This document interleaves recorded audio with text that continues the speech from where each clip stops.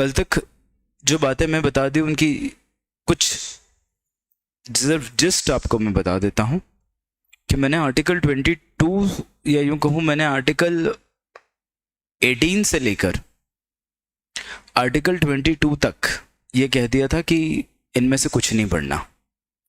18 से लेकर 22 तक इनमें से कुछ नहीं पढ़ना, ये मैंने बता दिया। मैंने कहा 17 को लेकर और 9 को लेकर एक बार एग्जाम में आया है प्रश्न, तो लिख लिख के याद करेंगे बच्चे। 16 पर मुझे उम्मीद है कि प्रश्न देखने को मिल सकता है, इसलिए बच्चे लिख लिख के याद करेंगे, ठीक है। फिर मैंने आपको कहा था 12, 13, 14, 15, सेक्शन 12, 13, 14, 15, अगेन इनकी जो पॉसिबिलिटीज है वो रिलेटिवली कम है, आपको ज्यादा फोकस करने की जरूरत नहीं है। 10, 11 पर definitely a descriptive question you can find in the exam, और 9, 17 तो हो गया। सेक्शन नंबर 7 पर डिस्क्रिप्टिव क्वेश्चन एग्जाम में मिल सकता है। 8 पर पॉसिबिलिटीज नहीं है, 8 पर पॉसिबिलिटीज नहीं है। अब अपन बात कर रहे हैं बच्चों सेक्शन 31 तक मैंने आपको कल आर्बिट्रेशन अवार्ड समझा दिया था, ठीक है। और 32 में मैंने कहा था कि कब टर्मिनेशन हो जाएगा आर्बिट्रल प्रोसीडिंग का। आर्बिट्रल प्रोसीडिंग किस दिन टर्मिनेट कर दी जाएगी अपन अगर उसकी बात करें तो सबसे पहले अपन ने कहा था कि आर्बिट्रल प्रोसीडिंग्स उस दिन टर्मिनेट कर ली जाती है जब अवार्ड आ जाता है, व्हेन अवार्ड इज गिवन, पहला। दूसरा, अगर एक पार्टी दूसरी पार्टी को इस बात का नोटिस देती है और आर्बिट्रल ट्राइब्यूनल को भी इस बात का नोटिस देती है, करेक्ट, कि मैं विड्रॉ करना चाहती हूं, और आर्बिट्रल ट्राइब्यूनल को इसमें किसी भी प्रकार का कुछ भी ऑब्जेक्शन रेज नहीं हुआ है डिफेंस के थ्रू या रिस्पोंडेंट के थ्रू, तब दोनों पार्टीज अगर डिसाइड कर लें कि विड्रॉ कर देना चाहिए तब, और आर्बिट्रल ट्राइब्यूनल को ऐसा लगता है कि नहीं यार इस मामले को टर्मिनेट कर दिया जाना चाहिए तब, इन केसेस में आर्बिट्रल ट्राइब्यूनल की प्रोसीडिंग्स टर्मिनेट होंगी। और वंस इट इज टर्मिनेटेड तो ध्यान रखिएगा आर्बिट्रल ट्राइब्यूनल का मैंडेट भी ऑटोमेटिकली क्या हो जाएगा बच्चों, टर्मिनेट हो जाएगा। ये बात सेक्शन नंबर 32 में गई थी। सेक्शन नंबर 33 को लेकर मुझे मेरा मानना है कि बच्चों आप चूंकि न्यू सिलेबस में हो, क्योंकि इस बार 2 पेपर बनेंगे, है ना, तो कुछ क्वेश्चन तो आर्बिट्रेशन के किसके लिए बन गए, ओल्ड सिलेबस के लिए, और कुछ क्वेश्चन बन गए आर्बिट्रेशन के न्यू सिलेबस के लिए। तो मुझे ऐसा लगता है कि section 33 is among those question जो वो न्यू सिलेबस में बना सकते हैं। न्यू सिलेबस में सेक्शन 33 एक ऐसा क्वेश्चन है जो वो न्यू सिलेबस में बना सकते हैं, तो इसे IMP मार्क करना। पहली बात, ये 2 बातों से डील करता है। Section number 33 deals with 2 things कि अगर हम किसी अवार्ड को लेकर क्या लेना चाहते हैं, इंटरप्रिटेशन लेना चाहते हैं, तो हम कैसे ले सकते हैं, और दूसरा किसी पॉइंट पर अगर अवार्ड नहीं आया है तो एडिशनल अवार्ड हम उस पर कैसे ले सकते हैं।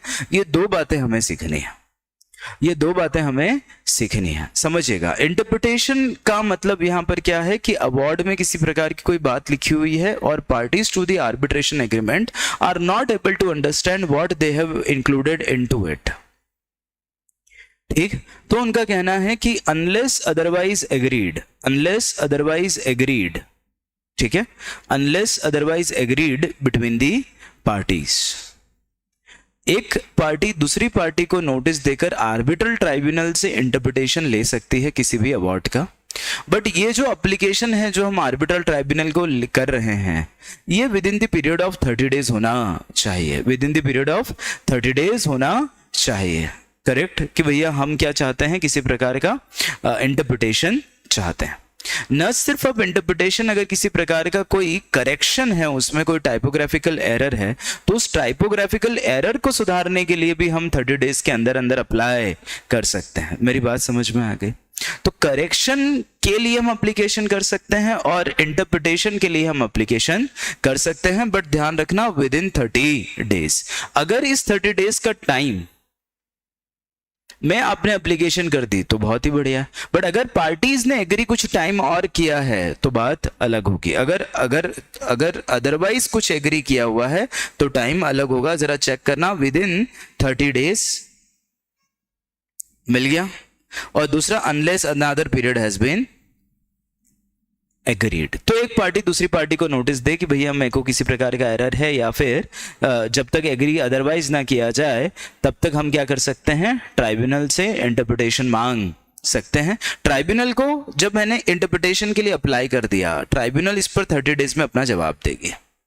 ठीक है, ये बात खत्म हो गई बच्चों, ध्यान से समझना अब आगे। दूसरी बात, अगर आर्बिट्रल ट्राइब्यूनल को हमने एडिशनल अवार्ड के लिए अप्लाई किया तो भी हमारे लिए समय सिर्फ 30 डेज ही है, unless otherwise agreed between the parties. अब जब आर्बिट्रेशन अवार्ड के एडिशनल के लिए अगर हमने अप्लाई किया है तो आर्बिट्रल ट्राइब्यूनल हमको तो अप्लाई 30 डेज में करना है, पर आर्बिट्रल ट्राइब्यूनल इस पर अवार्ड 60 डेज में देगी। कितने दिन में देगी?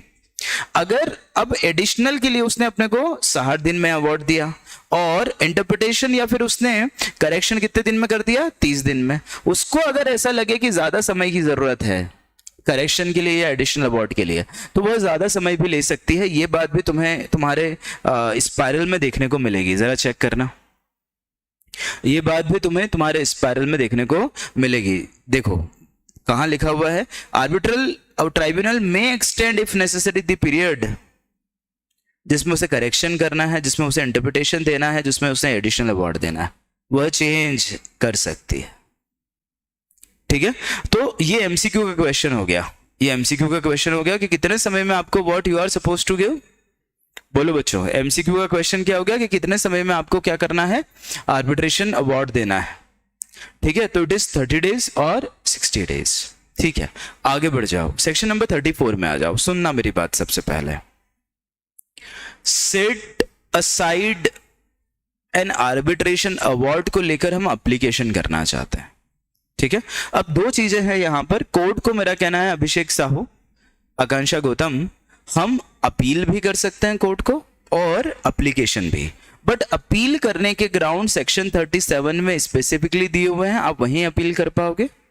और अगर आप कोर्ट को एप्लीकेशन करना चाहते हो तो उसके ग्राउंड 34 में दिए हुए हैं। ये दोनों चीजें बिल्कुल अलग अलग हैं बच्चों। 34 में हम क्या कर रहे हैं, एप्लीकेशन टू सेट असाइड। अब सेट असाइड मतलब क्या, पूरा के पूरा ही वो खत्म हो जाएगा, कुछ भी बचेगा नहीं। Arbitration award altogether set aside, avoid हो जाता है। बट जब वही बात अपन अपील की करते हैं तो अपील में उसे हो सकता है सेट असाइड करते हैं, हो सकता है उसे कंफर्म करते हैं, हो सकता है उसे मॉडिफाई कर दें। मतलब सेक्शन नंबर 34 में मॉडिफाई करने जैसा कोई भी प्रोविजन नहीं है, सीधा सेट असाइड करेंगे या सेट असाइड करने से मना कर देंगे।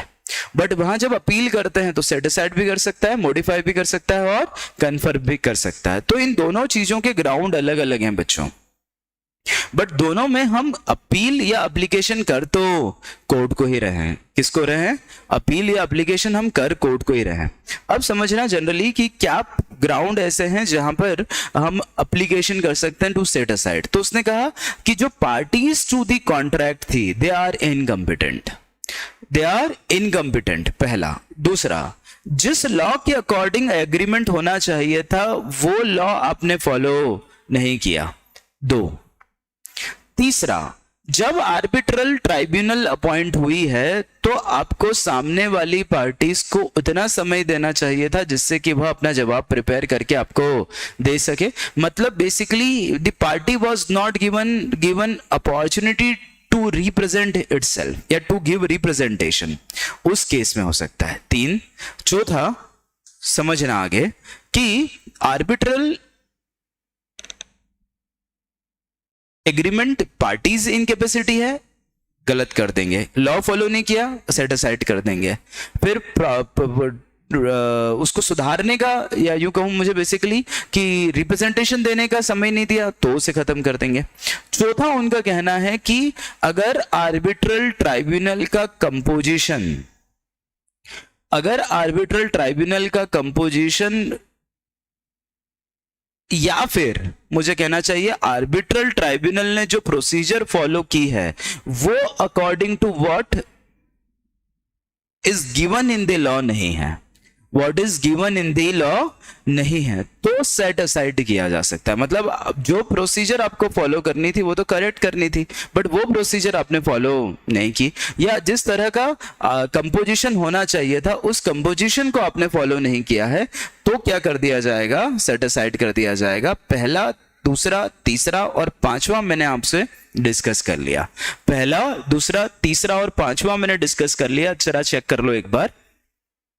ठीक है, अब अपन बात कर रहे हैं और आगे चौथे पॉइंट की। ध्यान से समझिएगा, चौथे और पांचवें पॉइंट में डाउट आते हैं जनरली। ठीक है, चौथे पॉइंट को एक बार समझिएगा कि जिस बात को लेकर हम आर्बिट्रेशनल अवार्ड दे रहे हैं वो उस डिस्प्यूट को लेकर बात कर रहा है जो मेरे स्कोप में नहीं है। तो ये वही वाली तो बात है, याद करो, जो तुमने कहां पढ़ी थी।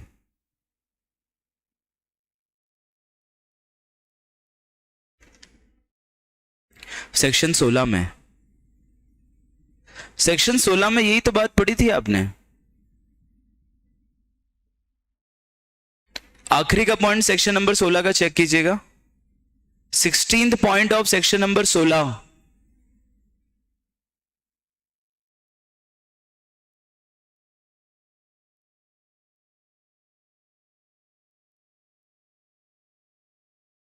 ठीक है, या last point of section number 16, ये वही है बच्चों।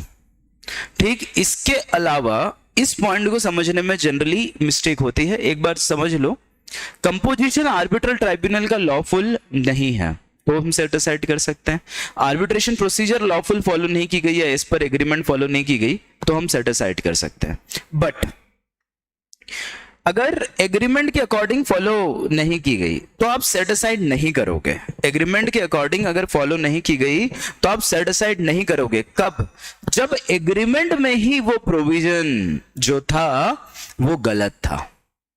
तो डेफिनेटली एग्रीमेंट में वो प्रोविजन गलत था, तो आपने गलत को फॉलो ना करके सही को फॉलो कर दिया, तो यहां पर सेट असाइड नहीं होगा। मेरी बात फिर से समझिएगा मैं क्या कह रहा हूं। कंपोजिशन ऑफ आर्बिट्रल ट्राइब्यूनल और arbitral procedure was not in accordance with the agreement, तो अपन उसको सेट असाइड कर सकते हैं। पर नहीं भी है तो सेट असाइड नहीं करेंगे, मतलब नहीं करेंगे सेट असाइड। कब? Unless such agreement was in conflict with the provision of this part from which parties can not derogate. अगर एग्रीमेंट में वो बात लिखी हुई है जिसको लेकर पार्टीज बदल नहीं सकती और उस एग्रीमेंट की बात को अगर हमने फॉलो नहीं किया तो सेट असाइड नहीं किया जाएगा। इसका मतलब अगर एग्रीमेंट में ही कोई गलती है, एग्रीमेंट में ही कोई गलती है जो लॉ के अनुसार अलाउड नहीं है और उस एग्रीमेंट की वो गलती जो वहां लिखी थी उसके अकॉर्डिंग आपने आर्बिट्रेशन नहीं किया, तो आपने क्या गलत किया? आपने उस गलत को फॉलो नहीं करके कोई गलत थोड़ी किया। मेरी बात समझिए, अगर कोई ऐसा प्रोविजन एग्रीमेंट में लिखा हुआ है जो गलत है और आपने उसे फॉलो नहीं किया तो देयर इज नथिंग रॉन्ग, तो फिर सेट असाइड नहीं किया जाएगा। पर कोई सही बात आर्बिट्रेशन एग्रीमेंट में लिखी हुई थी और आपने फॉलो नहीं किया तो सेट असाइड किया जाएगा, ये बात ध्यान रखना। और एक और बात ये उन्होंने कह दी कि अगर आर्बिट्रेशन एग्रीमेंट था ही नहीं और आपने एक्ट को फॉलो नहीं किया तो भी सेट असाइड कर दिया जाएगा। अगर आर्बिट्रेशन एग्रीमेंट था ही नहीं और ऐसे केस में आपने एक्ट फॉलो नहीं किया तो आर्बिट्रेशन अवार्ड को सेट असाइड कर दिया जाएगा। पांचवा और चौथा पॉइंट एक बार पढ़ना बच्चों और लिख लिख के याद करके जाना, ये एग्जाम में देखा जाता है प्रश्न। ठीक है, इसके अलावा उनका कहना है कलवानी कि अगर पब्लिक पॉलिसी के अगेंस्ट किसी प्रकार का अवार्ड दिया गया है या उस सब्जेक्ट मैटर पर किसी प्रकार का अवार्ड दिया गया है जो बेसिकली आर्बिट्रेबल नहीं है, तो ऐसे केस में आर्बिट्रेशन अवार्ड को सेट असाइड कर दिया जाएगा। बट सेट असाइड करने की ये जो एप्लीकेशन है, ध्यान रखिएगा, उनका कहना है such application shall be made with in the period of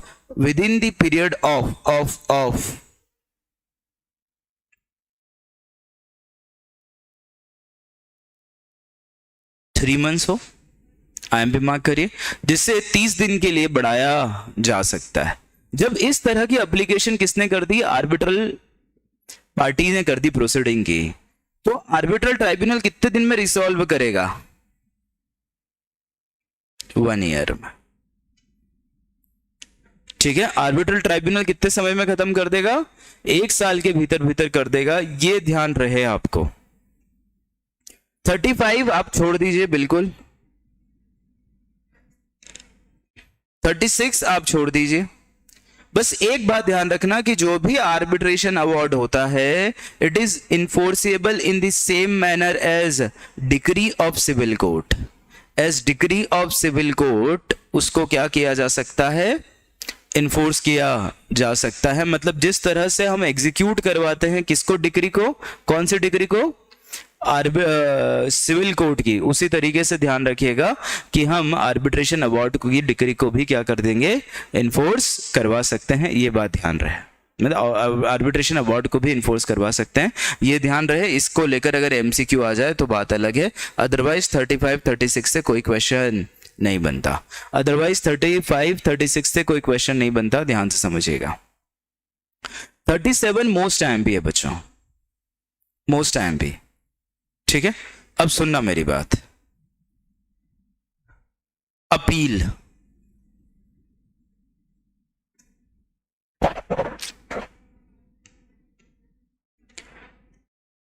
appeal का मतलब मैंने तुम्हें कह दिया कि सेट असाइड कर सकते हैं, मॉडिफाई कर सकते हैं और कंफर्म कर सकते हैं। ये तीनों राइट है मेरे पास। ठीक है, अब हम किसके अगेंस्ट अपील कर रहे हैं ये समझिएगा।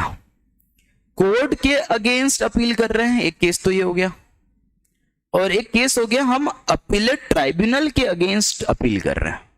मतलब अभी तक तो हमने अपीलेट ट्राइब्यूनल के अगेंस्ट एप्लीकेशन की थी सेक्शन 34 में, हम अपीलेट ट्राइब्यूनल के अगेंस्ट यहां पर अब अपील कर रहे हैं, और कोर्ट के डिसीजन के अगेंस्ट हम अपील कर रहे हैं। तो बताओ कोर्ट ने कहां डिसीजन दे दिया?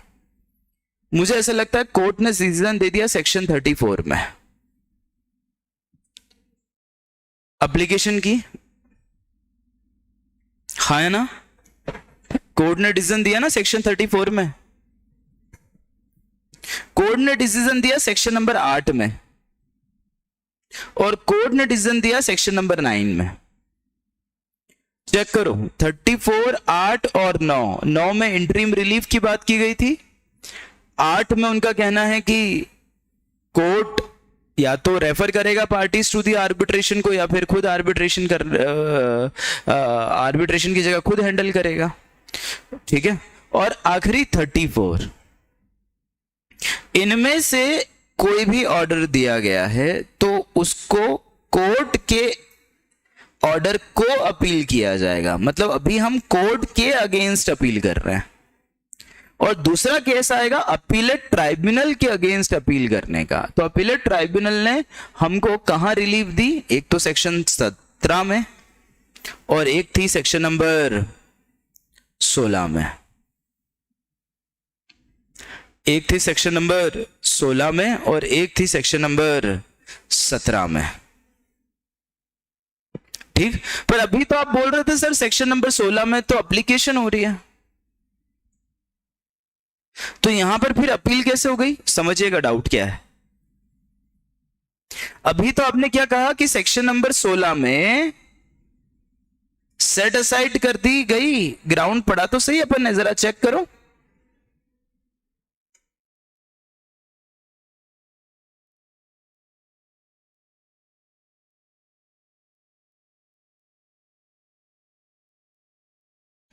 Arbitral award deals with the dispute not contemplated.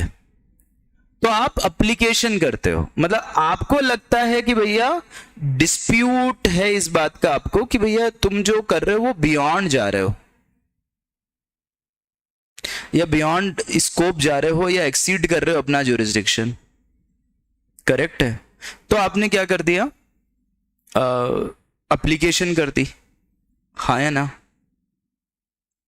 यहां पर, बट तुम्हें नहीं लगता कि इसी पॉइंट पर एक एप्लीकेशन सेक्शन नंबर 16 में भी हुई थी? जरा चेक करो, इसी पॉइंट पर एक एप्लीकेशन सेक्शन नंबर 16 में भी हुई थी।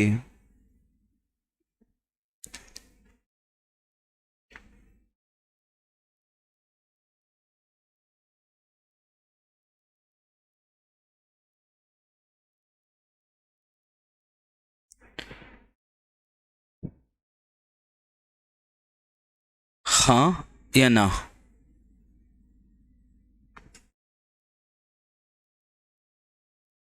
समझिएगा, अगर आपने सेक्शन नंबर 16 में एप्लीकेशन कर दी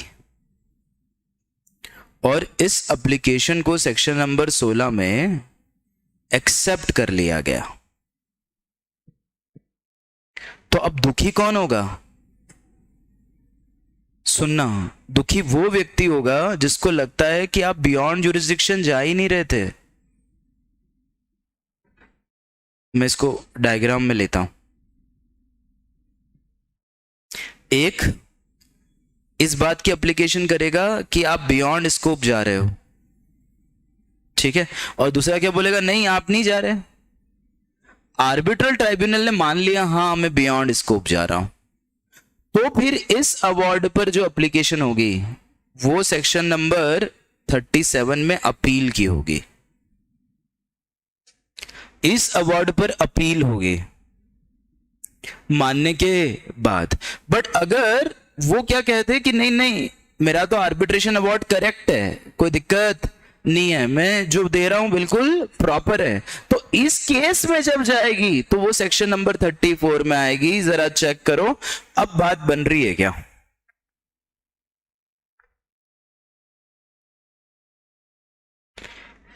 अब बात बन रही है क्या?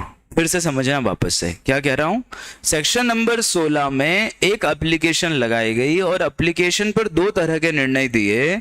एक, नहीं we are not going beyond our jurisdiction, तो फिर हम कहां आ सकते हैं? सेक्शन नंबर 34 में। उसने कहा कि भैया हम जा ही नहीं रहे, तो 34 में आ जाओ। पर अगर वो कहते कि yes we are going beyond jurisdiction, तो उसने किसकी बात मान ली? जिसने प्लीडिंग लगाई है। बोलो हाँ है ना, उसने पार्टी की बात मान ली। तो जो दूसरी पार्टी है जिसको ऐसा लगता है कि ये सही नहीं है, ऐसा नहीं होना चाहिए था, तो वो अपील करेगा। ध्यान रखिएगा, इस बात को लेकर कोई डाउट नहीं होना चाहिए। इस बात को लेकर कोई डाउट नहीं होना चाहिए।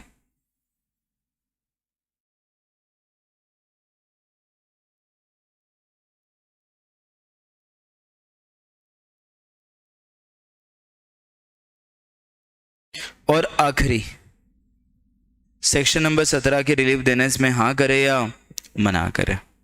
ये बात बन गई क्या? सबसेक्शन 2 का क्लॉज ए कर लिया क्या?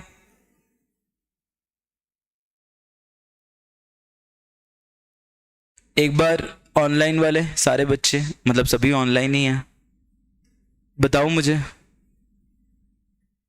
एक ही थम्सअप आया अभी तक, तो दो आए और 3 4।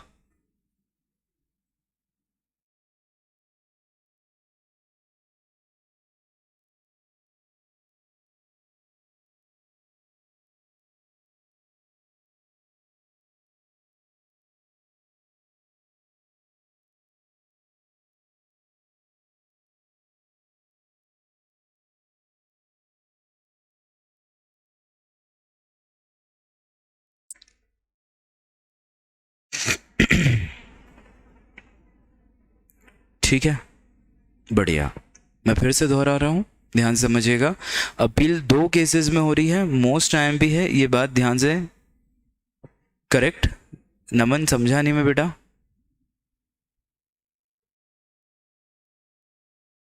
अच्छा,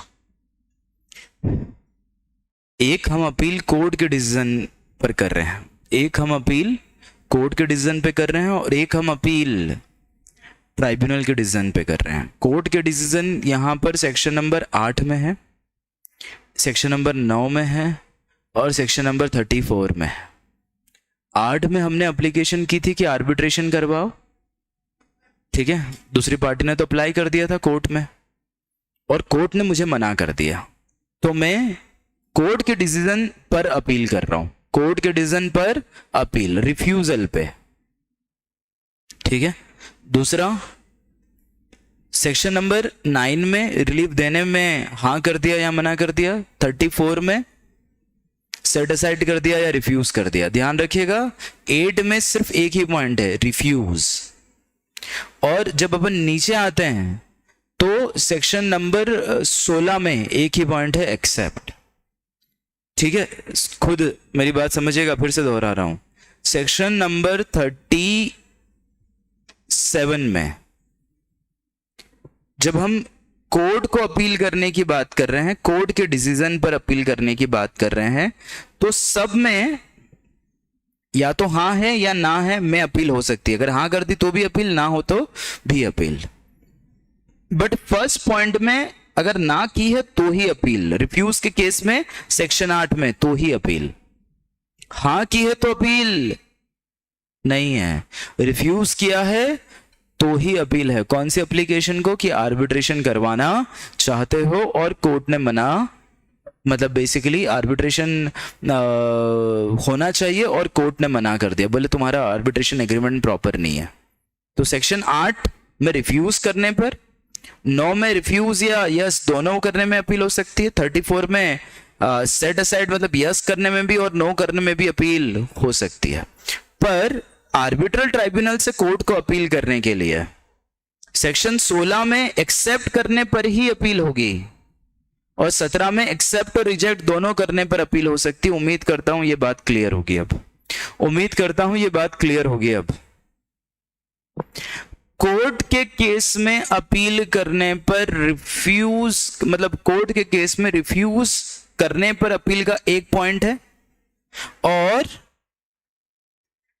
अपीलेट ट्राइब्यूनल में एक्सेप्ट करने का एक पॉइंट है। बाकी यस नो दोनों पर अपील हो सकती है, दोनों केसेस में जहां जहां भी सेक्शन दिए हैं। सर इसका आंसर कैसे लिखना है? सबसेक्शन वाइज या फिर पैरा वाइज? पैरा वाइज लिखोगे तो भी चलेगा और सबसेक्शन वाइज लिख दो तो बहुत ही बढ़िया है। ठीक है, पर इस तरह से डायग्राम बनाकर मत लिख के आना, इस तरह से डायग्राम बनाकर मत आना।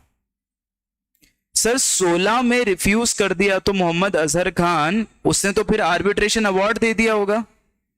देखो सेक्शन नंबर 16 में मैंने प्लीडिंग लगाई और ट्राइब्यूनल ने मना कर दिया 18 है कि भैया नहीं नहीं नहीं हम तो उसने अवार्ड दे दिया होगा। और इसने अगर अवार्ड दे दिया तो फिर सेक्शन नंबर 34 लग जाएगा,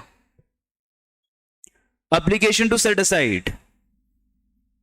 मतलब 80 ने रिफ्यूज कर दिया तो सेक्शन नंबर 34 लग जाएगा और 80 ने अगर एक्सेप्ट कर लिया तो सेक्शन नंबर 37 लग जाएगा, ऐसा मेरा मानना है। बात क्लियर क्या? तो 37 ध्यान में रख के जाना, 37 ध्यान में रख के जाना। 38 काट दो, 39 काट दो, 40 काट दो, 41 काट दो, 42, 43, 40 सब काट दो, सब काट दो, कुछ भी नहीं आएगा। ठीक है, कुछ भी नहीं आएगा। बट मैं तुम्हें बता देता हूं किस तरह क्या है इसका कंटेंट, बता दूं आपको कि अगर मान लो किसी पार्टी की जो आर्बिट्रेशन की है, अगर उसकी डेथ हो गई या वो इंसॉल्वेंट हो गई, आर्बिट्रेशन प्रोसीडिंग के अंदर कोई पार्टी है और वो इंसॉल्वेंट हो गई या डेथ हो गई, तो किसी के आने से या किसी के जाने से या किसी की डेथ हो जाने से कोई प्रोसीडिंग रुकती है क्या? नहीं। तो डेथ और इंसॉल्वेंसी किसी भी पार्टी की हो वो प्रोसीडिंग्स को अफेक्ट नहीं करेगी, वो यहां लिखा हुआ है। डेथ और इंसॉल्वेंसी किसी भी प्रकार से किसी भी प्रोसीडिंग को अफेक्ट नहीं करेगी, ये बात यहां लिखी हुई है।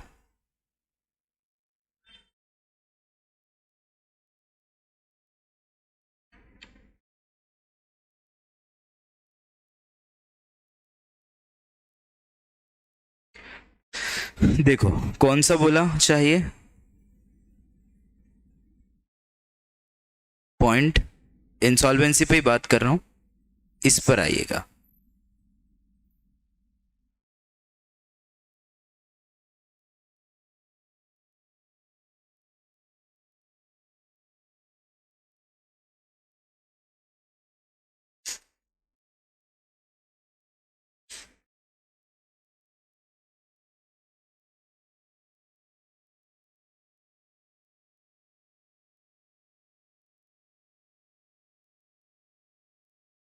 ये देखो पहली लाइन तो लिखी हुई है, where it is provided by the term in the contract to which an insolvent is a party that any dispute arising in connection with the submitted to arbitration, the said term shall, if the receiver adopt the contract, be enforceable by or against him so far as it relate to such dispute. मतलब जो arbitration proceedings party के against चल रही थी वो किसके against चलेगी? अब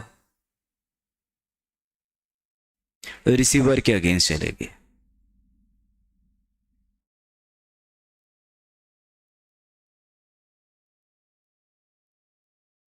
दूसरा केस क्या हो गया कि इंसॉल्वेंसी प्रोसीडिंग्स जो हैं वो तो एडजज हो गया था, और उससे पहले a person who has been adjudged as insolvent had before the commencement of insolvency proceeding become a party to the arbitration agreement, and any matter to which agreement applies is required to be determined in connection or for the purpose of insolvency proceeding. Then if the case is one which subsection 1 does not apply or any other party receiver may apply it to,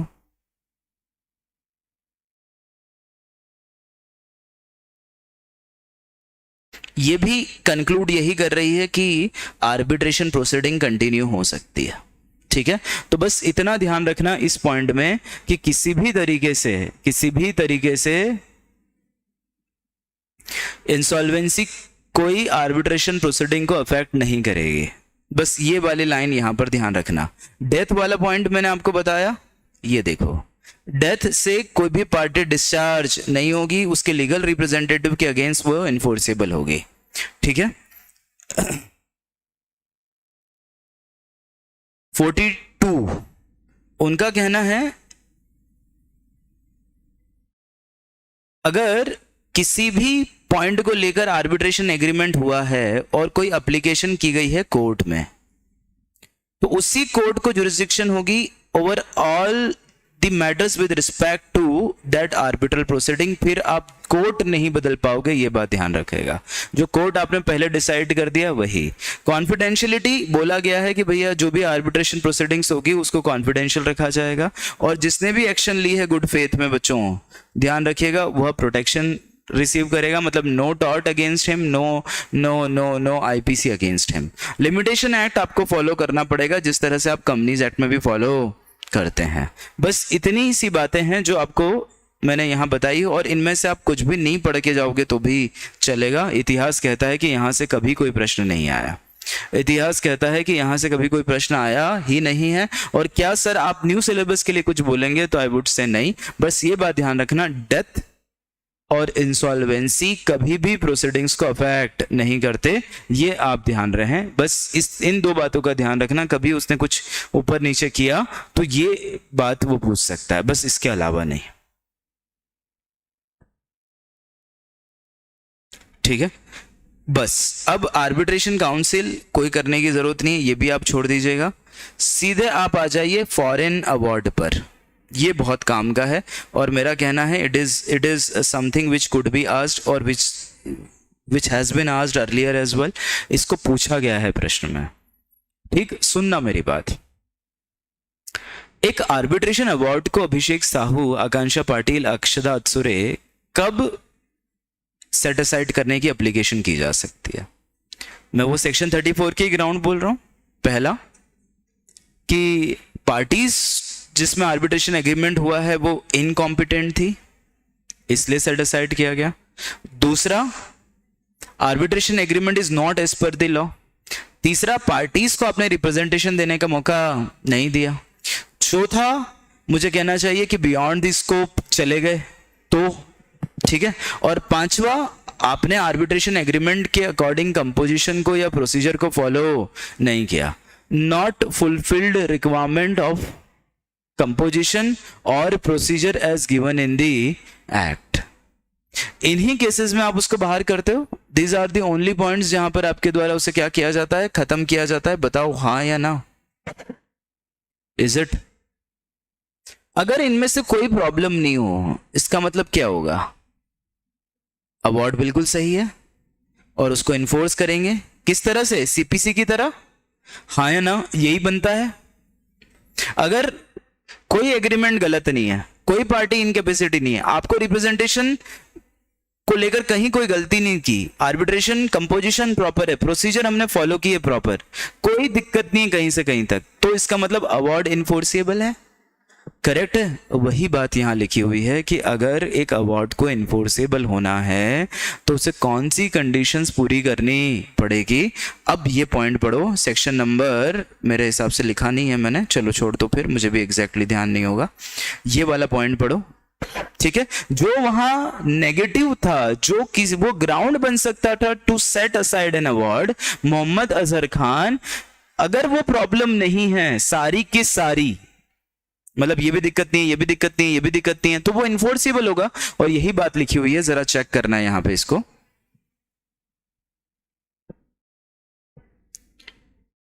ठीक, इसे IMP mark करना बच्चों, एक बार पूछा गया है प्रश्न। Enforcement of foreign award may be refused at the request of the party against whom it is invoked only if that other parties furnished to the court prove that, मतलब refuse कर देंगे, मतलब ग्राउंड बिल्कुल ditto वही के वही छप जाएंगे, अपने को पॉजिटिवली भी नहीं लेना है। That parties to the agreement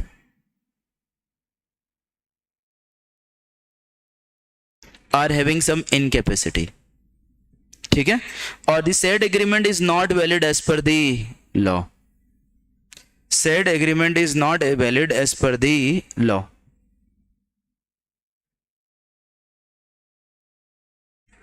दूसरा, party against whom award is invoked was not given proper notice of appointment of, तो प्रेजेंट नहीं कर पाए, तब मतलब बिल्कुल डिट्टो वही है, ठीक है, वही वापस आप उसके स्कोप में नहीं आ रहे हैं तब।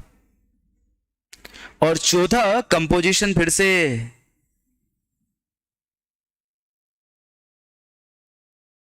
ठीक है, और पांचवा यहां पे एक अवार्ड है, award has not yet become binding on the और हैज सेट असाइड और suspended bye competent authority of the country in which law was made. ये एक ग्राउंड बच रहा है, इसके अलावा पब्लिक पॉलिसी के अगेंस्ट या फिर आर्बिट्रेबल नहीं है, ठीक है।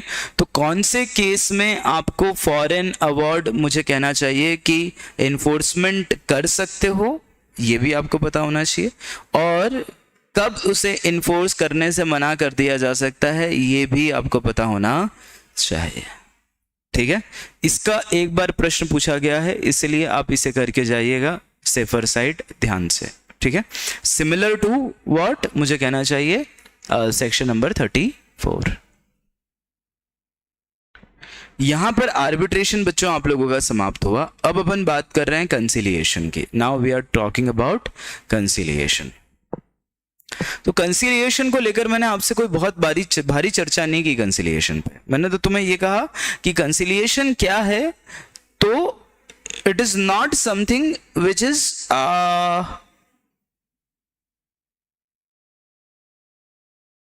इन दी मैनर, या कोई जुडिशियल या क्वासी जुडिशियल प्रोसेस नहीं है कंसिलिएशन। क्या नहीं है?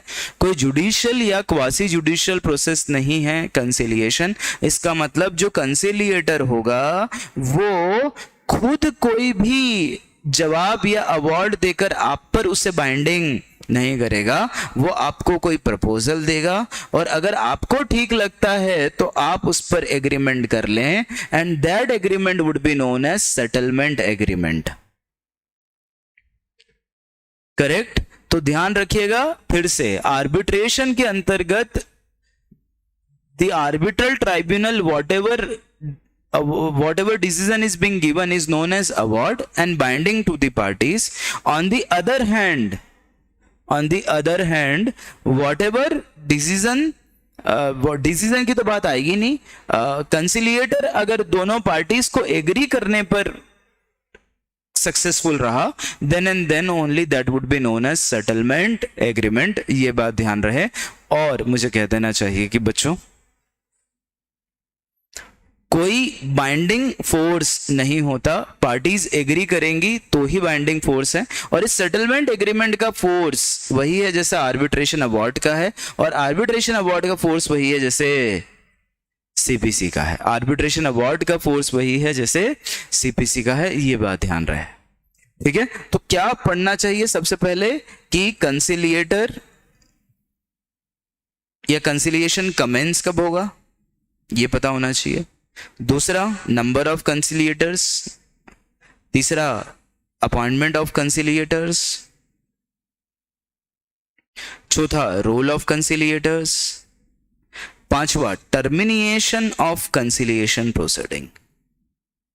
टर्मिनेशन ऑफ कंसिलिएशन प्रोसीडिंग, ये आपको ध्यान में रखने हैं। This are the minimum question जिसमें आने के चांसेस रोल के हैं और टर्मिनेशन के हैं, इसके अलावा नहीं है। ये तो अपन सिर्फ डिफरेंशिएशन के पॉइंट ऑफ व्यू से पढ़ रहे हैं, ये अपन सिर्फ डिफरेंशिएशन के पॉइंट ऑफ व्यू से पढ़ रहे हैं। बाकी अमृता, मेरा कहना है कि आर्बिट्रेशन में कंसिलिएशन में आप लीव कर सकते हैं, स्किप कर सकते हैं चीज़ें, ठीक है।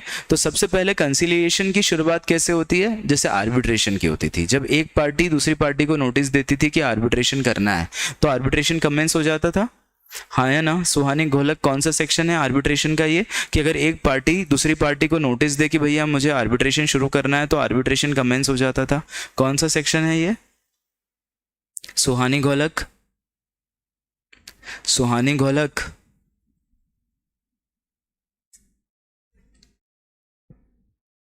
पढ़ा तो रखा है मैंने, मुझे जहां तक ध्यान है कि कमेंसमेंट ऑफ आर्बिट्रेशन प्रोसीडिंग कब होती है, ठीक है।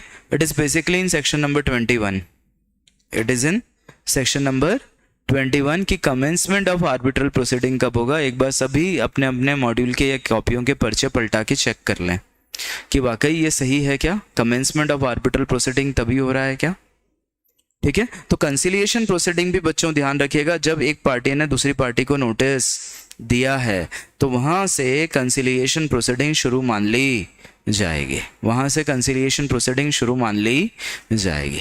बट दूसरी पार्टी अगर इस पर कोई जवाब ना दे तो इस जवाब ना देने को रिजेक्शन मान लिया जाएगा, इस जवाब ना देने को रिजेक्शन मान लिया जाएगा। तो मुझे कह देना चाहिए कि कमेंसमेंट कब हुआ,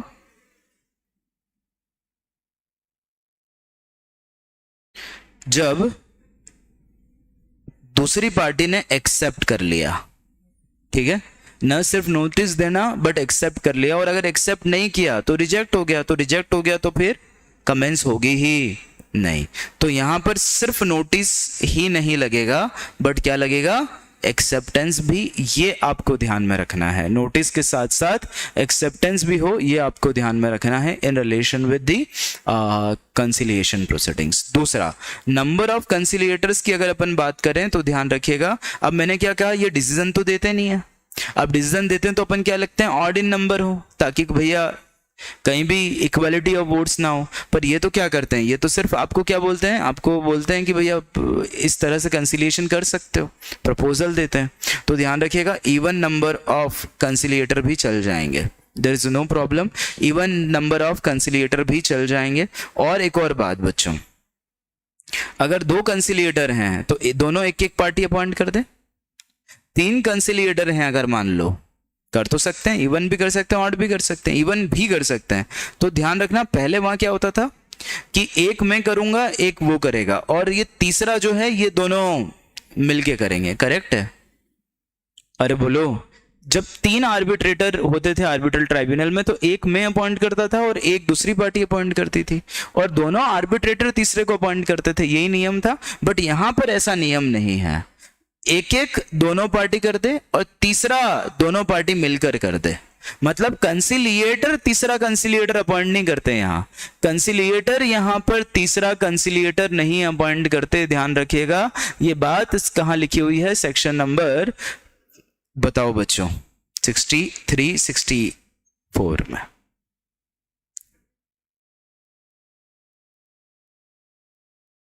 ठीक है, तो एक से ज्यादा भी हो सकते हैं, दो या तीन भी हो सकते हैं, जैसा चाहो वैसा। अगर एक अपॉइंट करना है तो दोनों मिलकर कर दे, दो अपॉइंट करना है तो हर पार्टी एक कर दे, तीन अपॉइंट करना है तो एक एक पार्टी एक एक कर दे, और उसके बाद तीसरा दोनों पार्टी मिलके कर दे। मेरी बात समझ में आ गई? तो वैसा, और यहाँ ये अंतर है, ये डिफरेंशिएशन बनाना है कि भैया कंसिलिएशन और आर्बिट्रेशन में क्या अंतर है। फिर उसके बाद मैंने तुम लोगों को सिखाया था कि रोल ऑफ कंसिलिएटर क्या होगा, ये मोस्ट एमपी है ये वाली हेडिंग, इसको लिख लिख कर याद करके जाएं, इसको लिख कर याद किए कहे जाएं।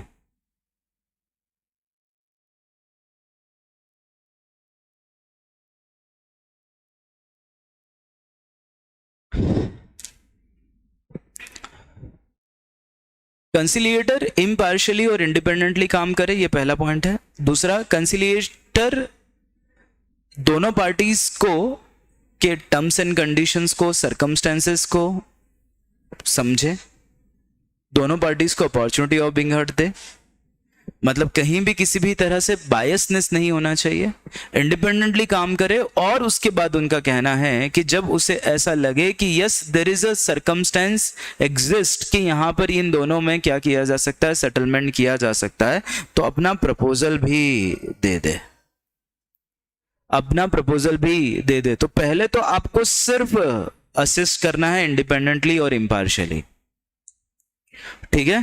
फिर आपको ऑब्जेक्टिविटी फेयरनेस को ध्यान में रखना है,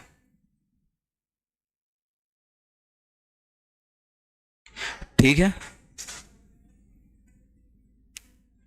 फिर कंसिलिएटर को कंसिलिएशन प्रोसीडिंग इस तरह से करना है कि वो सारी बातों को ध्यान में रखे, सर्कमस्टेंसेस जो भी पार्टीज चाहती हैं उनको ध्यान में रखे, और उसके बाद ये प्रपोजल दे, ध्यान रखिएगा।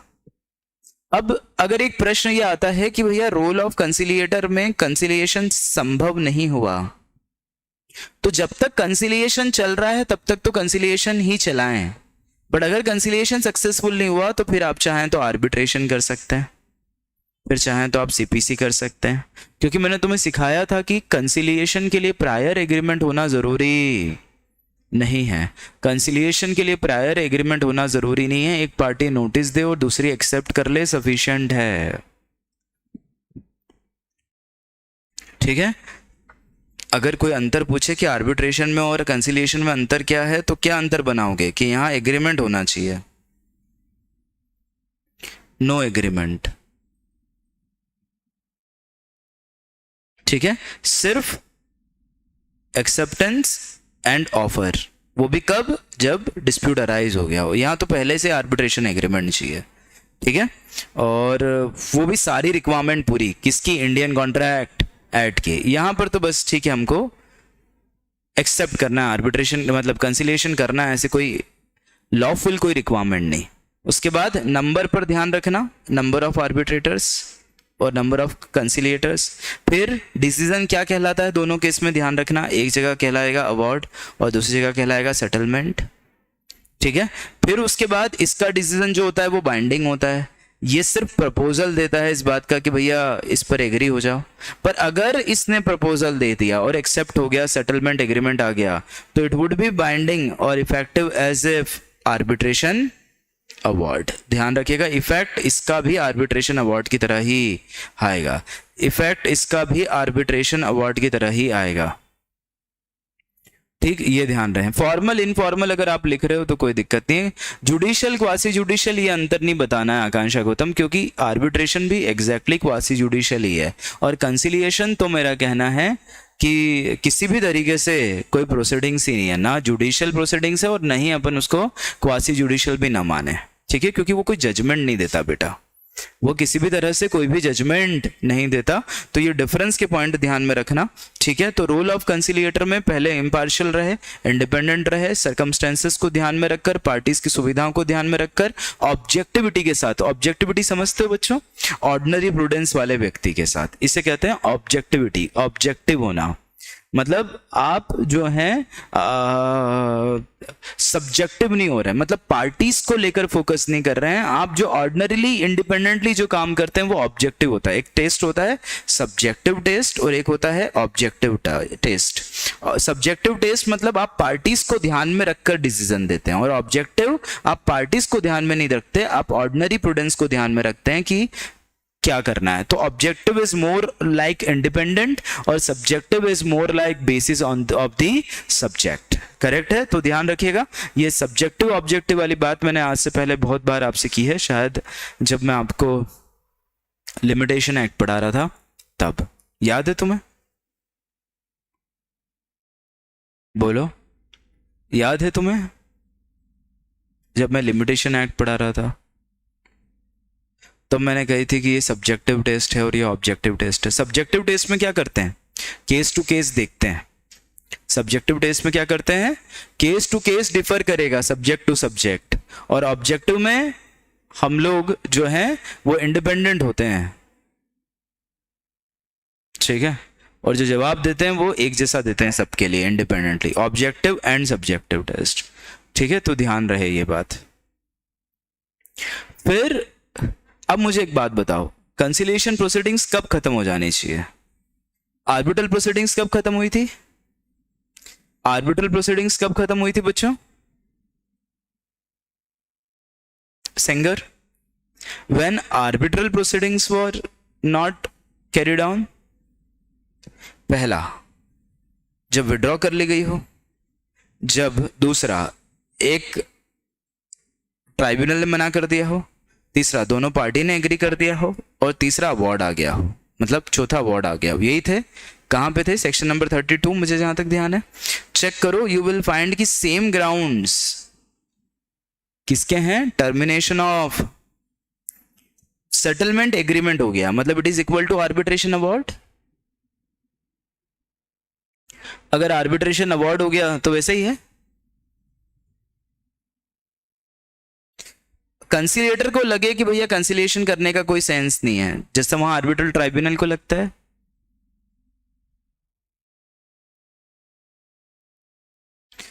जब दोनों पार्टीज मिलकर कहते हैं कि भैया प्रोसीडिंग्स खत्म करो, तब सेम पॉइंट हो गया। और बताओ, जब एक पार्टी दूसरे पार्टी को बोल दे तब हो जाएगा, मतलब पॉइंटर्स उसी पर बेस्ड है। जरा चेक करो, सेटलमेंट एग्रीमेंट, जब कंसिलिएटर बोले कि कोई मतलब नहीं है, जब दोनों पार्टीज मिलकर बोल दें कि कोई मतलब नहीं है, और उसके बाद एक पार्टी दूसरे पार्टी को बोल दे कि भैया कोई मतलब नहीं है, तो टर्मिनेट कर दी जाएगी।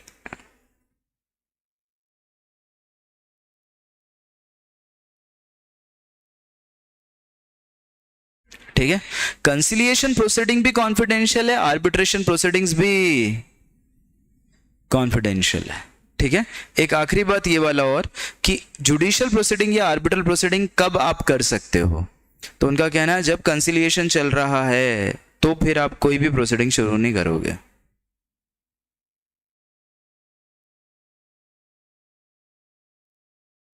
कोई शुरू नहीं करोगे।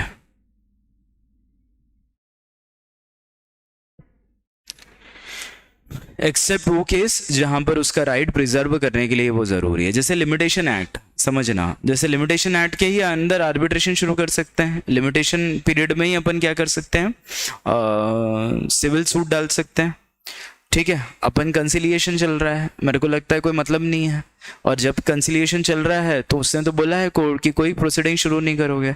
अब कंसिलिएशन तो बहुत दिन चल गया, तो इस दौरान तो लिमिटेशन खत्म हो गया मेरा, और once limitation period is over, तो बताओ क्या मैं फिर आर्बिट्रेशन पे जा पाऊंगा? नहीं।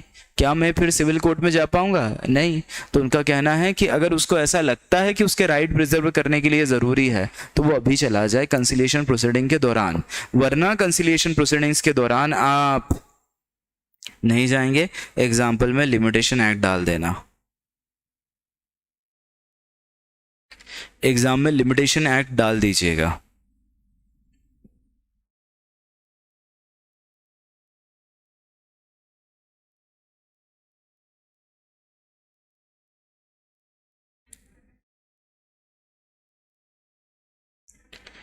ठीक है, इसके अलावा आपको कोई ज़रूरत नहीं है। ठीक है, तोमर है क्या? केशव तोमर क्लास में?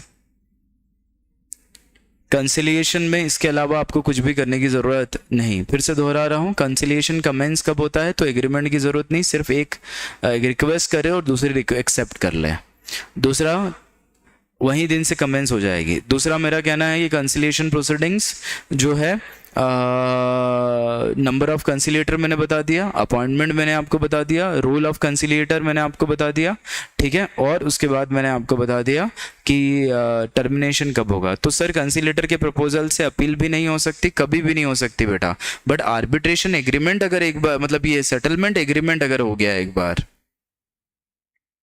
तो वो अवार्ड बन जाएगा, ठीक है। It shall have effect as if it is a award, ठीक है। एग्रीमेंट के साथ कोई भी चीज होती है तो कभी भी अपील नहीं होती with the consent of the parties, कसम खा लो नहीं होती, मतलब नहीं होती, ठीक है।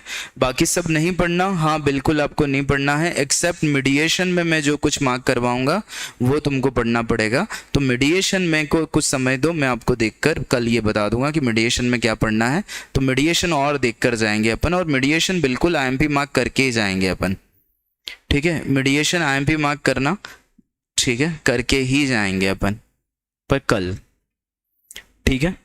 तो आर्बिट्रेशन में इससे ज़्यादा कुछ करने की ज़रूरत नहीं। तो ऑल्दो अपन ने पढ़ा बहुत कुछ होगा, बट एग्ज़ाम के लिए आपको इससे ज़्यादा कुछ नहीं पढ़ना, ये बात ध्यान रखिएगा। तो आर्बिट्रेशन कंसिलिएशन मेरी तरफ से ख़त्म हो गया, टीपी खत्म हो गया, इंटरप्रिटेशन हो गया, और कॉन्स्टिट्यूशन ऑफ इंडिया होगा। 5वां चैप्टर निकालो अब बच्चों। अब मैं पढ़ा सकता हूँ, मेरी तबीयत ठीक है अभी, ठीक है। 5वां चैप्टर में पढ़ा सकता हूँ, कोई दिक्कत नहीं है, कर सकते हैं अभी शुरू।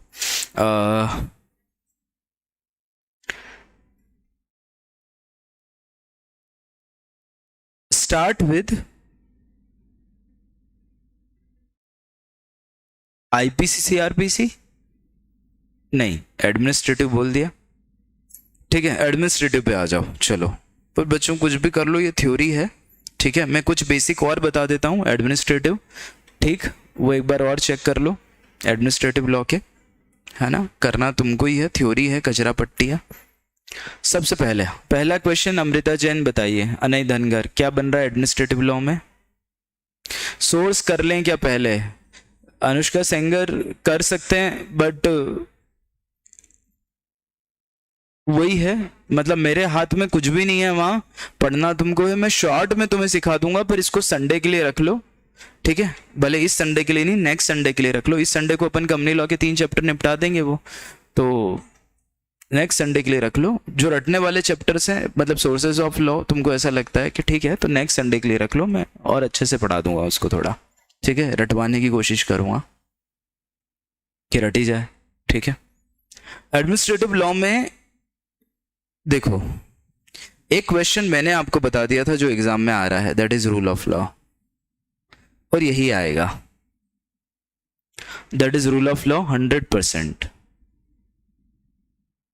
ठीक है। दूसरा एडमिनिस्ट्रेटिव लॉ, बिल्कुल मुझे आज भी ध्यान है अमृता, तुझसे मैंने प्रश्न पूछा था कि डेफिनेशन किस किस की दी है एडमिनिस्ट्रेटिव लॉ में, ठीक है। Rule of law. दूसरा, व्हाट इज जुडिशियल रिव्यू?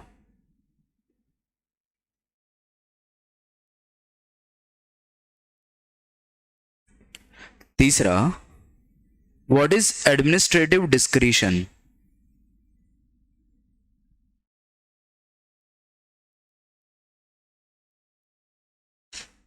चौथा,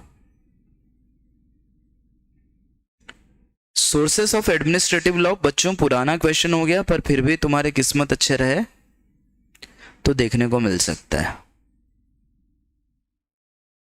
सोर्सेस ऑफ एडमिनिस्ट्रेटिव लॉ वैसे पुराना क्वेश्चन हो गया, बट अगर किस्मत ठीक ठाक रहे तो देखने को मिल सकता है, इट कुड बी देयर। 5वां,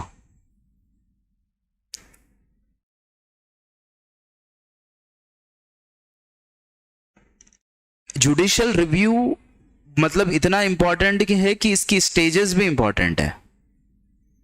जुडिशियल रिव्यू 2 चीजों का होता है, एक होता है लेजिस्लेटिव पावर का और एक होता है एग्जीक्यूटिव पावर का। सहमत हो? जब लेजिस्लेटिव पावर का हो रहा है तो ये होता है at the time of delegation, हाँ या ना? At the time of delegation of law या delegation of power rather, correct.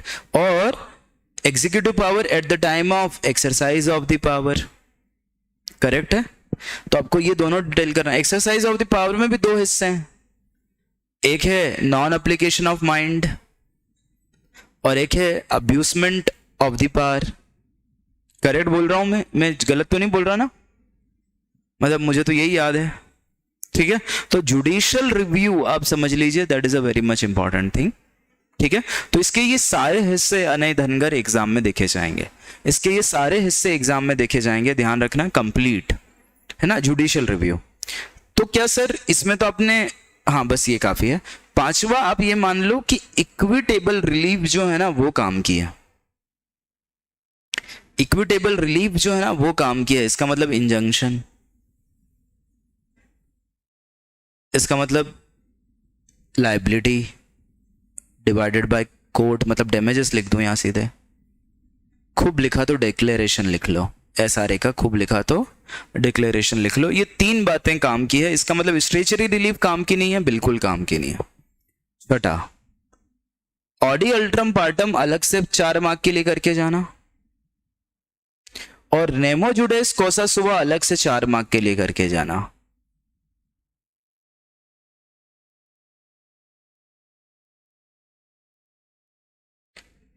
Nemo जुडेस कॉसस हुआ अलग से 4 मार्क, ऑडी अल्ट्रम पार्टम अलग से 4 मार्क, इक्विटेबल रिलीफ अलग से 4 mark, sources of administrative law अलग से 4 मार्क, एडमिनिस्ट्रेटिव डिस्क्रिशन क्या है ये मिक्स कर देंगे, व्हाट इज जुडिशियल रिव्यू ये वाले पॉइंट हो गए, और रूल ऑफ लॉ। इसके अलावा अंशिका पालीवाल 8वां पॉइंट जो उसमें उस चैप्टर में देखने में आ सकता है, वैसे तो मैंने वो बात भी कही है तुमसे कि जो है vicarious liability of the state या लायबिलिटी ऑफ स्टेट करके एक हेडिंग थी, मुझे तो याद है, लायबिलिटी ऑफ स्टेट करके एक हेडिंग मुझे याद है थी, हाँ हाँ है, चेक करो, होनी तो चाहिए, ठीक है। ये ऑलमोस्ट काट देना, पूरी काट देना एग्जाम के लिए, मेरे को ठीक लगा तो मैं पढ़ा दूंगा, अदरवाइज ठीक है काट देना। फिर 9वां, प्रिंसिपल ऑफ नेचुरल जस्टिस के एक्सेप्शंस हैं आपके मॉड्यूल में या आपके किताब में, वो करके जाना, प्रिंसिपल ऑफ नेचुरल जस्टिस के एक्सेप्शन, ठीक है, मतलब जहां ना ऑडी अल्ट्रम पार्टम लगेगा ना नेमो जुडेक्स कॉसा सुबह लगेगा, एक्सेप्शन ये करके जाइएगा। फिर 10वां, पब्लिक मतलब इसमें स्टेचुरी कॉर्पोरेशन को लेकर बात करनी है, ठीक है, ये क्वेश्चन बन रहे हैं मेरे हिसाब से, अगर मुझे एक आध दो आगे और लगेगा तो मैं वो भी बात बता दूंगा, ठीक है, मैं वो भी बात बता दूंगा। अब ध्यान से समझना है कि व्हाट इज एडमिनिस्ट्रेटिव लॉ, ठीक है, एडमिनिस्ट्रेटिव लॉ क्या है, करेक्ट। उनका कहना है कि जब executive, sir case law Pranav Kumar, जिस थ्योरी, देखो ये थ्योरी है प्रणव कुमार, अब अगर थ्योरी लिख रहे हैं मेरे मित्र तो थ्योरी में केस लॉ से थोड़ा सा कंटेंट बढ़ जाता है, ठीक है, तो केस लॉ को लेकर कोई एप्लीकेशन बेस्ड क्वेश्चन आने के चांसेस में अगर कहूं तो it is very rare. Question case law based अगर आए तो चांसेस बहुत कम है, मतलब तुम किसी भी केस लॉ की बात कर लो, चाहे मैंने तुम्हें पेक्यूनरी बायसनेस में बताया हूं, mineral limited state of Bihar का केस, ठीक है, और चाहे तुम प्रिंसिपल ऑफ नेचुरल जस्टिस के एक्सेप्शंस को लेकर, या what would be the effect of principle of natural justice आपने फॉलो नहीं किया तो एक स्टेट ऑफ गुजरात का केस बताया था मैंने, अगर वो भी आपने नहीं पढ़ा तो ध्यान रखना एप्लीकेशन बेस्ड केस लॉ के चांसेस 0 हैं, 0। एप्लीकेशन बेस्ड केस लॉ के आने के चांसेस 0 हैं सेंगर, आपको बस आंसर के लिए केस लॉस करने की जरूरत है, देन एंड देयर ओनली, ठीक है, वहीं करने की जरूरत है, अदरवाइज मुझे नहीं लगता कि यहां से आपको किसके लिए केस लॉ की जरूरत है, एप्लीकेशन बेस्ड कोई क्वेश्चन प्रोबेबल नहीं है, एक बार पढ़ाते समय मैं और देख लूंगा, कोई दिक्कत नहीं है, लेकिन हाँ जो भी प्रोविजन है बेस्ड, मतलब थ्योरी बेस्ड जब आंसर आएंगे तो मान लो अपने को इसमें लिखना है, किस में लिखना है, एडमिनिस्ट्रेटिव डिस्क्रिशन नहीं, जुडिशियल रिव्यू में अपने को लेजिस्लेटिव पावर देखना है at the time of delegation of the power, correct है। तो फिर अपने को यहाँ पर मान लो आर्टिकल 14 और 19 की बात करनी पड़े और इसमें केस लॉ लिख दी अपन ने तो बात अलग है। मेरी बात समझ में आ रही है? Here is a requirement to go with article 14 and 19, मतलब क्वेश्चन बेस्ड आपको होना पड़ेगा, आपको क्वेश्चन बेस्ड तैयारी करनी पड़ेगी और यही तरीका सबसे बेहतर है बच्चों JIGL प्रिपरेशन में। कसम खा लीजिए, you have to be question based. अगर आप जितना क्वेश्चन बेस्ड होंगे JIGL में, आप उतना स्कोर ज्यादा करेंगे, यही तरीका होगा। और क्वेश्चन बेस्ड अगर आप होते हो तो आप आंसर भी थोड़ा बेहतर लिख कर आ पाओगे, क्योंकि आपके पास हर एक क्वेश्चन प्रिपेयर्ड है। ठीक है, यू हैव द क्वेश्चन। मेरी बात समझ में आ गई? हाँ है ना? ठीक है, अब आपको व्हाट इज एडमिनिस्ट्रेटिव लॉ पर किसी भी तरह का कोई प्रश्न नहीं आ रहा, लेकिन ये बात आपको ध्यान में रखनी पड़ेगी कि एडमिनिस्ट्रेटिव लॉ मतलब ऑन एन एवरेज कितने क्वेश्चन बन जाएंगे तनिष्का तवानी? मान लो 17 चैप्टर हैं, 17 मतलब 18 चैप्टर हैं। ठीक है, DP Ed को मैंने अलग कर दिया, तो 18 चैप्टर है, तो कितने क्वेश्चन बन जाएंगे? खूब से खूब 180 क्वेश्चन बन जाएंगे। चल 200 क्वेश्चन बन गए, पर 200 में आपने पूरा JIGL समेट दिया। आप ये भी तो सोचो, 200 क्वेश्चन प्रिपेयर करके आपने पूरा JIGL समेट कर दिया, मतलब आपने जितने समय की मेहनत है वो 200 क्वेश्चंस में है आपके। ये 200 क्वेश्चन प्रिपेयर्ड होना चाहिए। हाँ, बस बेसिकली क्या होगा कि यही 200 क्वेश्चन की जब एप्लीकेशन आप अच्छे से जानते हो, एप्लीकेशंस अच्छे से जानते हो, मतलब क्या 200 क्वेश्चंस आपने रटे भी हैं और आप पास हो रहे हैं चाहते हैं, एप्लीकेशन अगर अच्छी जानते हो तो आप वो 20 मार्क के MCQ भी बना पाओगे, वो 20 मार्क के MCQ भी आप बना पाओगे। यही मतलब बेसिकली मेरा कहना है कि this is how company law and JIGL differs from each other. Question based preparation करना, और स्पेसिफिकली उन चैप्टर्स में जो थियोरेटिकल हैं, जो तुमको ज़्यादा दिक्कत देते हैं ना। ठीक है, हो सकता है आप 200 क्वेश्चन आप नहीं बना पा रहे हो या कोई भी प्रॉब्लम है, तो स्पेसिफिकली थियोरेटिकल चैप्टर्स में जैसे एडमिनिस्ट्रेटिव लॉ है, सोर्सेस ऑफ लॉ है, इंटरप्रिटेशन ऑफ स्टैट्यूट्स है, ठीक है, इनमें तो एटलीस्ट आप क्वेश्चन बेस्ड जाना, फिर आप जैसा चलिए तरीका आप चाहते हो वैसा आप कर लो। ठीक है, तो चलो एडमिनिस्ट्रेटिव लॉ की बात करें तो ध्यान रखिएगा, एग्जीक्यूटिव अगर कोई भी पावर एक्सरसाइज कर रहा है, ठीक है, तो वो पावर एक्सरसाइज करेगा जो उसके पास प्योरली था। प्योरली था मतलब चौहान शुरुआत से था, एग्जीक्यूटिव के पास शुरू से एक पावर है, that is to implement the law. जिन लॉ को लेकर पार्लियामेंट के पास लॉ बनाने का पावर है, उन्हीं लॉ को लेकर एग्जीक्यूटिव पावर सेंट्रल गवर्नमेंट और स्टेट गवर्नमेंट के पास है। तो जो ओरिजिनल पावर है वो तो है ही, जिसे हम प्योरली एग्जीक्यूटिव कहते हैं, what it is known as purely executive.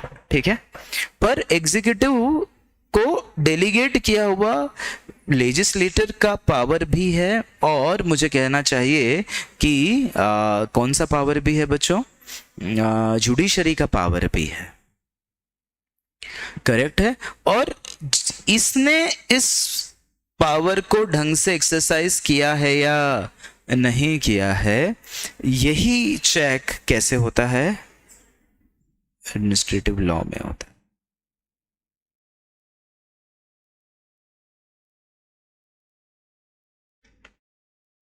ठीक है, इवन सिर्फ ये वाला एग्जीक्यूटिव का ही नहीं, लेजिस्लेचर ने भी अगर कोई लेजिस्लेटिव पावर एक्सरसाइज किया है तो वह भी एडमिनिस्ट्रेटिव लॉ की तरह ही है, ध्यान रखिएगा, वह भी एडमिनिस्ट्रेटिव लॉ की तरह ही है। ठीक है, तो ना सिर्फ आप एग्जीक्यूटिव के द्वारा पावर जो एक्सरसाइज किए जा रहे हैं उनको चेक कर रहे हो, बल्कि you are also looking towards जो लेजिस्लेचर अपने लेजिस्लेटिव पावर एक्सरसाइज कर रहा है और लॉ बना रहा है वो सही है या नहीं, वह भी एडमिनिस्ट्रेटिव लॉ है। इसीलिए जुडिशियल रिव्यू किसका पार्ट बना बच्चों? जुडिशियल रिव्यू एडमिनिस्ट्रेटिव लॉ का पार्ट बना। ठीक है, ये ध्यान रहे। सबसे पहला क्वेश्चन पे आ रहा हूं बच्चों, that is sources of law. ठीक है, रूल ऑफ लॉ एक बार अच्छे से लिख लिख कर याद करेंगे।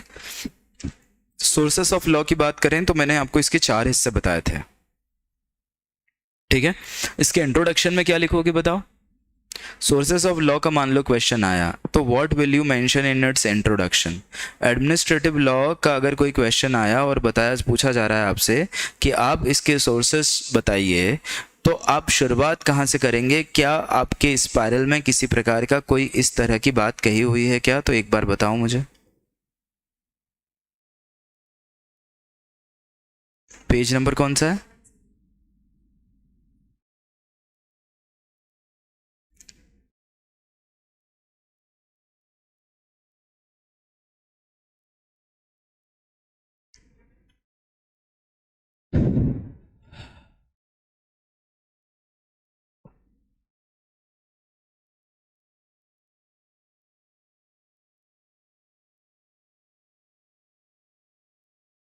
शुरुआत में क्या बताओगे, बताओ।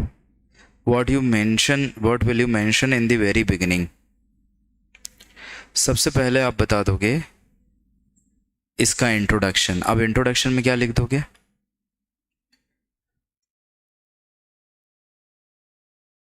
हर एक आंसर में आपको ये लिखना है।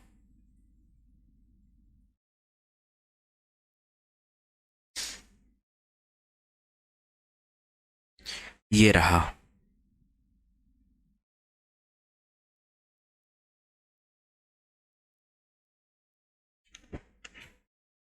Administrative law is the branch of the public law that deals with the powers, functions, and responsibility of various organs of the state.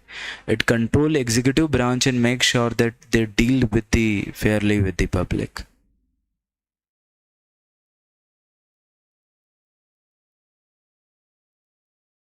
ये वाला आप आंसर या ये वाली जो लाइन है ये लिख कर जाएं, और जिस भी थ्योरेटिकल प्रश्न की शुरुआत एडमिनिस्ट्रेटिव लॉ की हो ये वाली लाइन आप जरूर लिखें।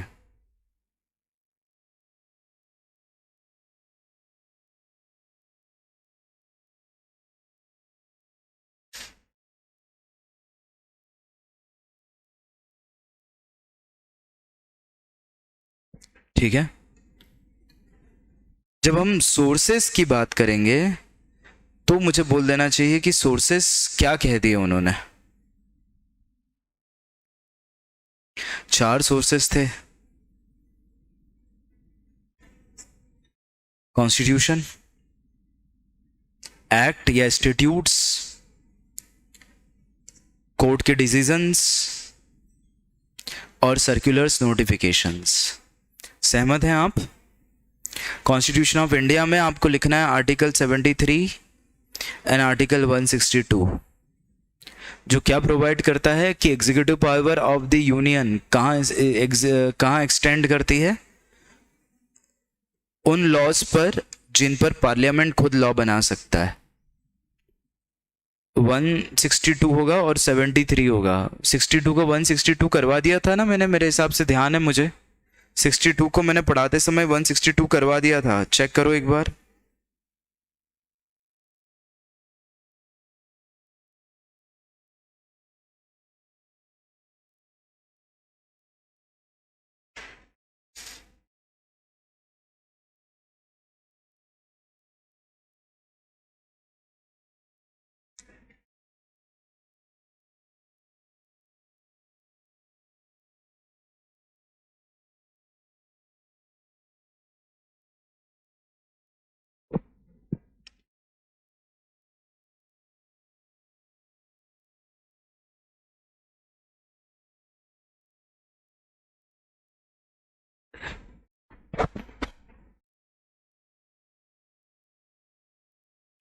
ठीक है, तो आर्टिकल 73 और 162 कॉन्स्टिट्यूशन के प्रोविजन को लिखना है, सिर्फ कॉन्स्टिट्यूशन का प्रोविजन कि पार्लियामेंट का पावर विद रिस्पेक्ट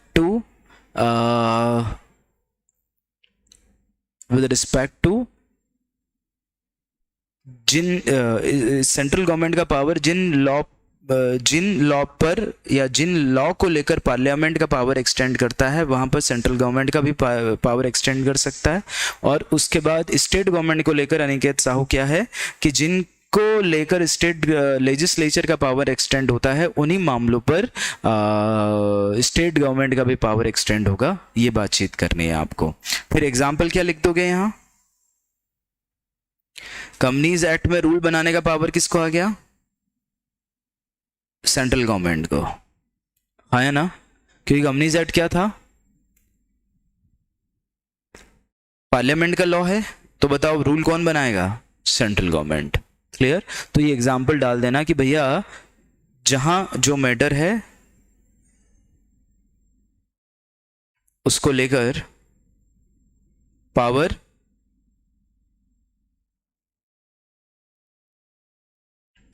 गवर्नमेंट को आएगा। ठीक है। दूसरा, एक्ट को लेकर बताओ। जब एक्ट ने ही पावर किसको दिया है? गवर्नमेंट को दिया है। तो भी इसका मतलब सिर्फ कॉमन एग्जांपल आ रहे हैं। कंपनीज एक्ट 2013 में अगर पावर दिए हैं सेंट्रल गवर्नमेंट को, तो भी यही आंसर लिखना है। और कॉन्स्टिट्यूशन ऑफ इंडिया में भी आंसर यही लिखना है कि कंपनीज एक्ट को लेकर अगर किसके पास पावर थे? पार्लियामेंट को लेकर, तो पावर सेंट्रल गवर्नमेंट के पास ही होंगे। तो एग्जैक्टली इसी पावर को तो एक्सरसाइज करके यहां पर रूल बनाने का पावर इसको दिया गया है। मेरी बात समझिएगा। कंपनीज एक्ट में रूल बनाने का पावर स्टेट गवर्नमेंट को क्यों नहीं दिया गया? फिर द रीजन बिहाइंड, क्योंकि कंपनीज एक्ट चूंकि यूनियन लिस्ट का मैटर है, वहां पर पार्लियामेंट का जो पावर है वो सिर्फ सेंट्रल गवर्नमेंट को ही एक्सटेंड हो सकता है। तो चूंकि यहां पर we have the power and that is why we have given it here. तो ध्यान रखिएगा, अगर आप ये वाला पॉइंट यहां लिखें या यहां लिखें, दोनों जगह आंसर सेम आएगा। दोनों जगह आंसर सेम आएगा बच्चों, ध्यान रखिएगा। ठीक है? हो सकता है आप यहां पर भी देखें मॉड्यूल में, हो सकता है यहां पर भी देखें।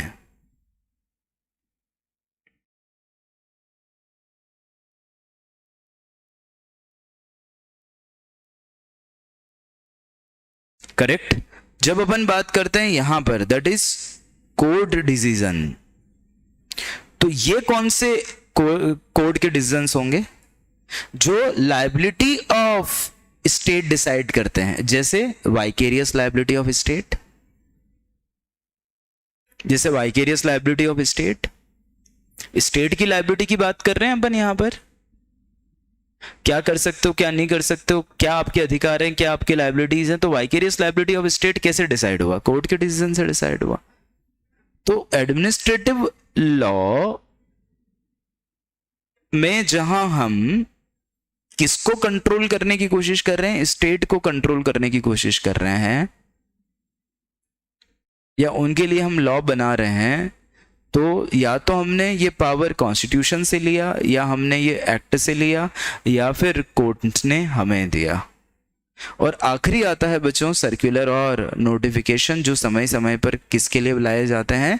सेंट्रल गवर्नमेंट के लिए लाए जाते हैं। जरा चेक करिएगा, क्या ये बातें से सहमत हैं आप? तो एक बार देखो, जुडिशरी डिसाइड करती है। ये जो है ना, ये जो है ये वाइकेरियस लायबिलिटी के हैं। वाइकेरियस मतलब टॉर्शियस और कॉन्ट्रैक्चुअल लायबिलिटी। देखो जरा,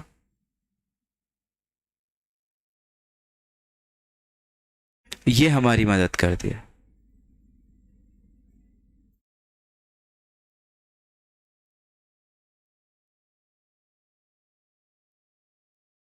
ऑर्डिनेंसेस, सर्कुलर्स, नोटिफिकेशंस, मतलब ये किसका पावर? Executive specific. और ये किसका पावर? ये लेजिस्लेचर स्पेसिफिक। अगर इन दोनों पावर में तुम डिफरेंस करना चाहते हो कि भैया सुनना मेरी बात, ये वाली, ठीक है, बहुत इंपॉर्टेंट है। एक्ट और स्टेट्यूट्स में और ऑर्डिनेंसेस और एडमिनिस्ट्रेटिव डायरेक्शन में अंतर क्या चाहते हो? तो ये कौन लेकर आया? ये लेजिस्लेचर लेकर आया, और ये एग्जीक्यूटिव खुद लेकर आया। शायद ये मैंने डिस्कस भी किया था आपसे।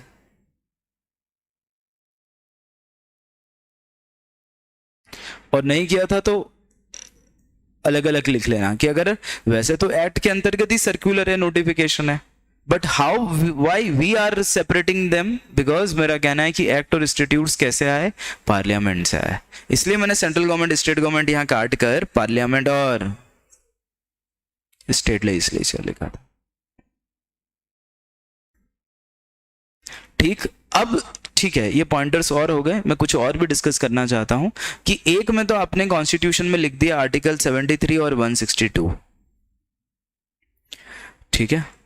जब अपन बात करते हैं किसकी, जब पार्लियामेंट के एक्ट की बात करेंगे तो आप उन स्पेसिफिक एक्ट की बात करोगे जहां पर पार्लियामेंट ने गवर्नमेंट को या एडमिनिस्ट्रेटिव बॉडीज को बहुत सारे पावर दिए हैं। अब जैसे टैक्स कलेक्शन के लॉ, टैक्स कलेक्शन के लॉ मतलब इनकम टैक्स वगैरह, पीस को मेंटेन करना मतलब पुलिस का काम, ठीक है। इकोनॉमिक मतलब आप समझ लो पीएमएलए। तो यहां पर भी क्या दिए गए हैं, एक्ट में पावर दिए गए हैं। तो जिन पावर में एग्जीक्यूटिव रोल बहुत ज्यादा है उन सब एक्ट के नाम लिखने हैं यहां पर, उन सब एक्ट के नाम लिखने हैं यहां पर। ध्यान रखिएगा, एक्ट और स्टैट्यूट्स में क्या लिखोगे, लिख लेना वहां पर। जिन एक्ट में एग्जीक्यूटिव का रोल पार्लियामेंट ने बहुत ज्यादा इंक्लूड कर रखा है उन सब एक्ट के नाम यहां लिखने पड़ेंगे, या उन सब की हेडिंग्स यहां लिखनी पड़ेगी, चाहे वो टैक्स हो, चाहे वो एडमिनिस्ट्रेटिव मैटर हो, चाहे वो पीस को मेंटेन करना हो, चाहे वो इकोनॉमिक या सोशल ग्रोथ हो।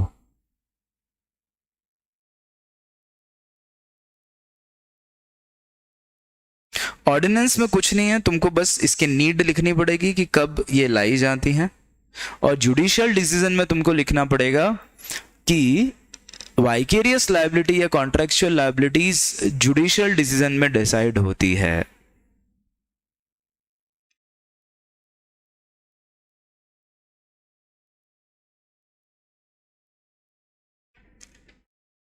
ये पॉइंट आप ध्यान रखें, ठीक है। तो सोर्सेस के कंटेंट बना लोगे आप, सोर्सेस के कंटेंट बना लोगे आप। पहला पॉइंट तो क्या हो गया आपका, इंट्रोडक्शन। इंट्रोडक्शन में आपने हर एक आंसर का यही बात लिख ली कि administrative law is a branch of public law, it is necessary for controlling the activities of the state toward the citizens, correct है। फिर उसके बाद आप बात करने लगे कि देर आर फॉलोइंग सोर्सेस, जो पहले कॉन्स्टिट्यूशन ऑफ इंडिया की बात की, फिर आपने उसके बाद बात की एक्ट और पार्लियामेंट या स्टेट लेजिस्लेचर के, ठीक है, इनैक्टमेंट्स। फिर उसके बाद आपने उसको डिफरेंशिएट कर दिया एग्जीक्यूटिव से, और उसके बाद आपने डिफरेंश कर दिया जुडिशरी से, करेक्ट है। तो ये जुडिशरी हो गया, ये एग्जीक्यूटिव हो गया, ये लेजिस्लेचर हो गया, और ये माए बाप हो गया, दैट इज कॉन्स्टिट्यूशन, करेक्ट है। तो कहां से सोर्सेज आए हैं, तो क्या बोलोगे, कॉन्स्टिट्यूशन खुद से, लेजिस्लेचर खुद से, एग्जीक्यूटिव खुद से, और जुडिशरी से। और हर एक के लिए एक एक पॉइंट आगे लिख देना कि it is derived by the legislature, it is derived from the judiciary, और it is derived from the executive itself, ठीक है क्या। Act, statutes, legislature, ordinances, executive, judicial decisions, तुम समझ गए, ठीक है। तो इस तरह से डिफरेंशिएट करने की कोशिश करना सोर्स को। अब अपन बात कर रहे हैं व्हाट इज जुडिशियल रिव्यू, नहीं, पहले एडमिनिस्ट्रेटिव डिस्क्रिशन की बात कर रहे हैं। अब इस एडमिनिस्ट्रेटिव डिस्क्रिशन के 2 पैराग्राफ अपने को आंसर में लिखने पड़ेंगे इंट्रोडक्शन में, ठीक है। 2 पैराग्राफ आपको लिखने पड़ेंगे। सर ब्रेक, तनिष्का तवानी मैं जल्दी छोड़ दूंगा आज, ठीक है, जल्दी छोड़ दूंगा, ब्रेक मत लो भी, ठीक है। मैं 10-15 मिनट पढ़ा के छोड़ दूंगा, चिंता मत करो, ब्रेक मत लो। अब एडमिनिस्ट्रेटिव डिस्क्रिशन में अगर मान लो अपने को आंसर लिखना है तो अपन शुरुआत कहां से करें, एडमिनिस्ट्रेटिव डिस्क्रिशन में शुरुआत कहां से करें, तो आपको फिर से एडमिनिस्ट्रेटिव लॉ के बारे में ही बताना पड़ेगा। फिर से आपको एडमिनिस्ट्रेटिव लॉ के बारे में ही बताना पड़ेगा, जो क्या करता है, prevent abuse of administrative discretion. मतलब आपको प्योर यहाँ पर बहुत थियोरिटिकल होना पड़ेगा। मेरा क्या कहना है कि आपके राइटिंग अच्छी, आपके विचार अच्छे, आपका स्ट्रक्चर अच्छा, आपके नोट्स अच्छे। इसलिए मैंने तुमको कहा था कि इन चैप्टर के नोट्स खुद बनाओ और खुद उनको पढ़ना। ईमानदारी से अगर तुम लोगों ने बनाए होंगे और पढ़े होंगे तो यू विल फाइंड कि रिलेटिवली उनको करना ज़्यादा बेहतर है। उनको करना यहाँ पे ज़्यादा बेहतर है, क्योंकि ये चैप्टर बनते ही उनसे हैं। कॉन्सेप्ट भले ही तुम मुझसे सीख लो, बट होना वही है। ठीक है। तो administrative law prevent abuse of administrative discretion. फिर आपको शुरू करना है एडमिनिस्ट्रेटिव डिस्क्रिशन।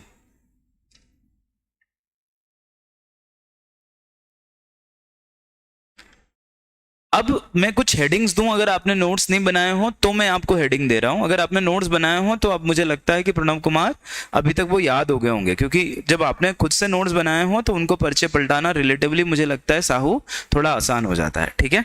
पॉइंटर्स क्या देंगे? सबसे पहला कि administrative discretion can not B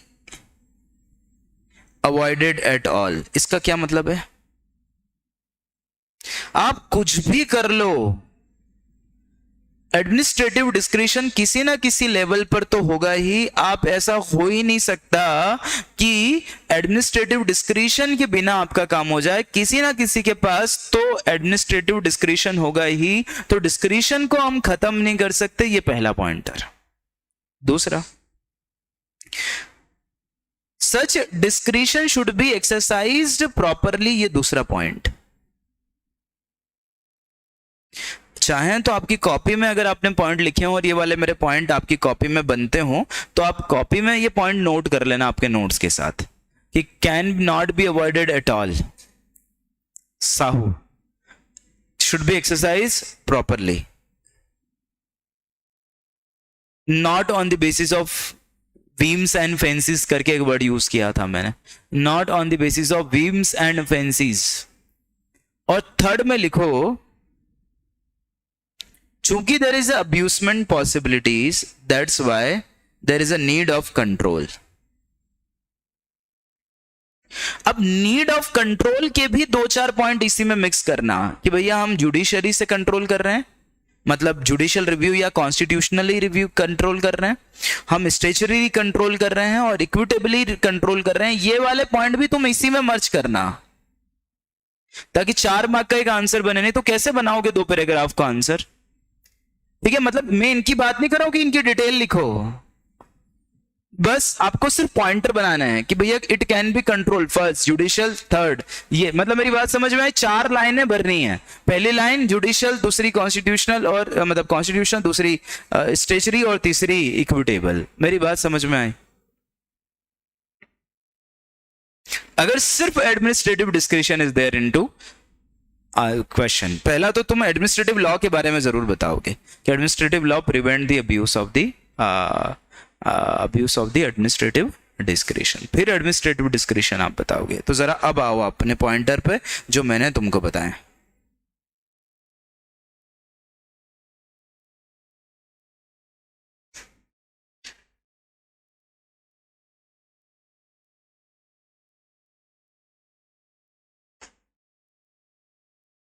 ये वाला पॉइंट मेरा था पहला, मतलब इंट्रोडक्शन के बाद।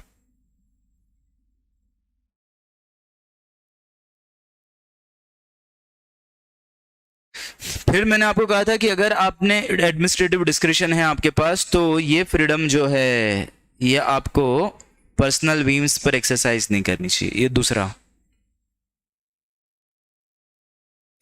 तीसरा मैंने कहा था कि ये पॉसिबिलिटीज है अब्यूज होने की। फिर इसके बाद आप ये वाली पॉइंट जरूर लिखेंगे,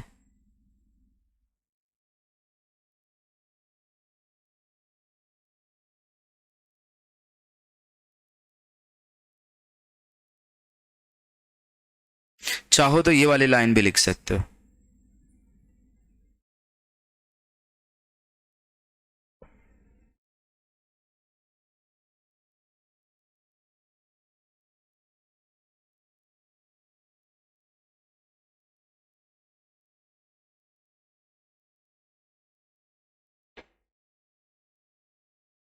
ठीक है, तो ये वाला पैराग्राफ किस में ऐड करोगे? एडमिनिस्ट्रेटिव डिस्क्रिशन में। क्या इस सर आंसर में कुछ एग्जाम्पल भी दे सकते हैं लॉन्ग बनाने को? नहीं, एग्जाम्पल की जरूरत नहीं है बेटा, मतलब है ना, केस लॉ देना हो तो दे दो एग्जाम्पल, जैसे कोई इन सब ऐसी चीजों के लिए आईसीएसआई के पास जगह नहीं है बच्चों, ठीक है। आप केस लॉ से समझाना चाहते हो, आप बता दो, केस लॉ को आप मेंशन कर दोगे, कोई दिक्कत नहीं है, that is a part of the answer. पर एग्जाम्पल की कोई कीमत नहीं है कहीं पर भी। तुम भले ही फॉर एग्जाम्पल किसी सेक्शन को लिख दो, फॉर एग्जाम्पल सेक्शन 1 to 1 एक लाइन में, तो ठीक है, कोई दिक्कत नहीं है, पर लिखना आपको provision he in any case, ठीक है, मतलब प्रोविजन का ही रेफरेंस देना है आपको, आप नहीं कर सकते, ठीक है। और एग्जाम्पल में भी कौन से कि एक्ट बेस्ड दोगे तो चलेगा, कि इस सेक्शन में ये हुआ, इस सेक्शन में ये हुआ तो चलेगा, ठीक है। तो जैसे इलस्ट्रेशन दिए हैं स्पाइरल में वैसे नहीं दे सकते। स्पाइरल में इलस्ट्रेशंस कहाँ हैं खुशी, मेरे को एक बार आइडेंटिफाई करके बताओगे? मेरे हिसाब से तो ज़्यादा मेरे को तो ध्यान नहीं है इलस्ट्रेशन से।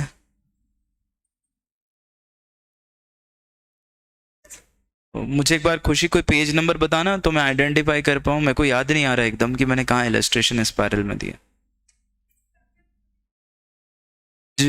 आईपीसी में इलस्ट्रेशन है तो बात अलग है, वो तो एक्ट का पार्ट है, that is a part of the act, मतलब आप वहां पे खत्म नहीं कर सकते। इलस्ट्रेशन का यहाँ पे क्या मतलब है? इलस्ट्रेशन का मतलब है कि यहाँ पे आप मनगढ़ंत बना रहे हैं, ठीक है, वो नहीं कर सकते। एक्ट का पार्ट है तो ठीक है, वो तो देख ही सकते हैं, ठीक है, वो तो ठीक है, यहां पर नहीं। अब अगर अगला क्वेश्चन बनता है आपसे, एडमिनिस्ट्रेटिव डिस्क्रिशन का आंसर तो आपने हेडिंग वाइज बना दिया, ठीक है, और मैंने आपको कुछ हेडिंग भी दे दी, अगर आपको रह जाए आपकी कॉपी में लिखा हो तो बहुत अच्छी ये बात है, नहीं लिखा हुआ है तो आपको इन 3 हेडिंग में जवाब देना है और ध्यान रखना। फिर अपन आगे बढ़े, और अब मुझे बताओ कि अपन जुडिशियल रिव्यू क्या होता है, इसको कैसे समझाओगे, क्योंकि ये एग्जाम में आएगा अलग से। जुडिशियल रिव्यू को समझाओ, और जुडिशियल रिव्यू क्या होता है इसका अगर एमसीक्यू आ गया तो बना पाओगे क्या होता है जुडिशियल रिव्यू, बताओ व्हाट इज जुडिशियल रिव्यू, इस पर अगर एमसीक्यू आ गया तो बना पाओगे?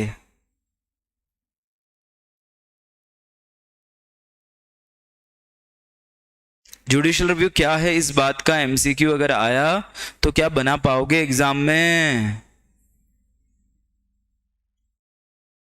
ये तो आकांक्षा गौतम बिल्कुल तो अच्छी सही बात बोल रही, तूने एक बहुत अच्छा शब्द यूज कर लिया, it is a background check, but exam का क्या क्वेश्चन आएगा तो सुनना है ना ध्यान से पहले, कि judicial review is to be carried out whether only for the monitoring or checking the exercise of the legislative power और एग्जीक्यूटिव पावर, करेक्ट है। तो जब हम मॉनिटर करते हैं, जब हम चेक करते हैं तो क्या कहा जाता है? It is a monitoring, judicial review, both of the above या नन ऑफ द अबोव। तो मतलब जुडिशियल रिव्यू किसे कहा जाता है पर क्वेश्चन बनेगा, जुडिशियल रिव्यू किसे कहा जाता है पर क्वेश्चन बनेगा, ये ध्यान रखेगा, ठीक है। मतलब there could be a heading दे दी जाए और बताया जाए कि ये वाला जो चीज़ है what it would be known as, इसे क्या माना जाएगा, तो आपको वहां पर जवाब देना है कि भैया it would be known as judicial review, correct है। तो बिल्कुल सही, एक शब्द बहुत अच्छा दिया इसने, एडमिनिस्ट्रेटिव नहीं है, जुडिशियल रिव्यू में it is a background check. और ये वाली बात आप थोड़ा सा अनय धनगर इन सब चीज़ों को थोड़ा सा, it is a background check, ठीक है। इससे पहले क्या पढ़ा, ठीक, कि there can not be state without administrative discretion, such discretion should not be exercised on the basis of whims and fancies, correct, and such administrative discretion is prone to abuse, तो prone to abuse becomes a very much important thing।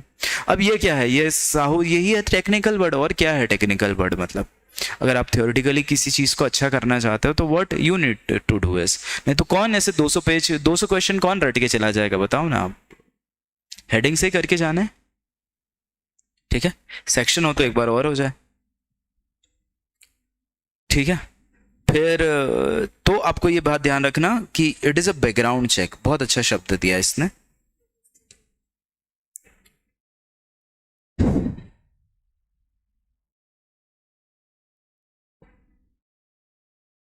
ये वाली line,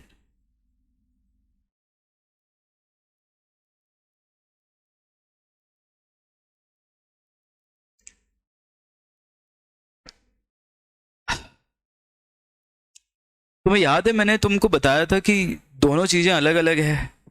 article 13 किस तरह से 32 से अलग है। 13 को जुडिशियल रिव्यू कहते हैं। मुझे ध्यान है, मुझे ध्यान है, ये सिखाया था तुम्हें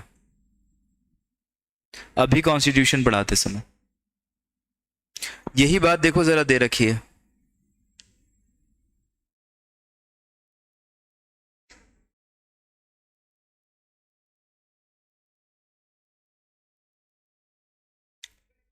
ठीक है।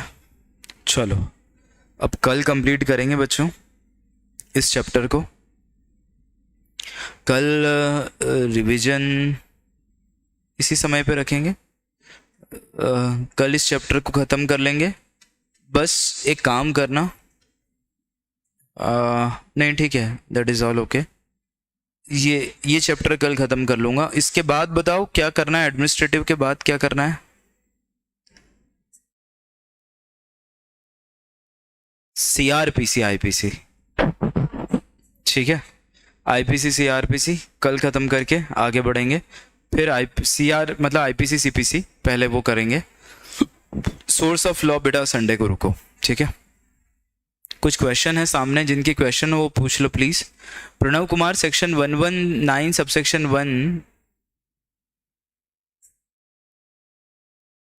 119 सबसेक्शन 1 में जो पॉइंट बी में नॉट लेस देन 2 आवर्स वाला कंसेप्ट है वो बताना ज़रा।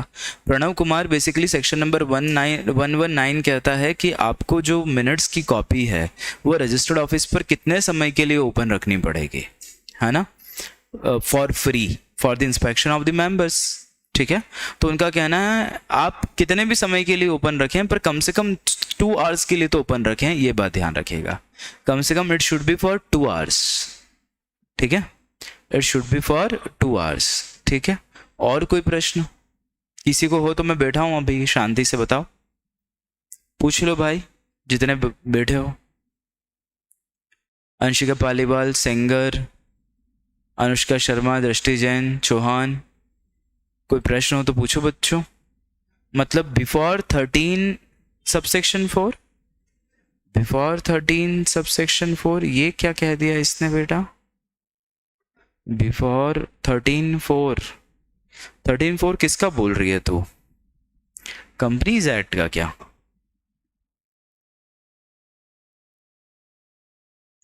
Questioning the amendability of constitution is also a judicial review. Questioning the amendability of the constitution is also a judicial review.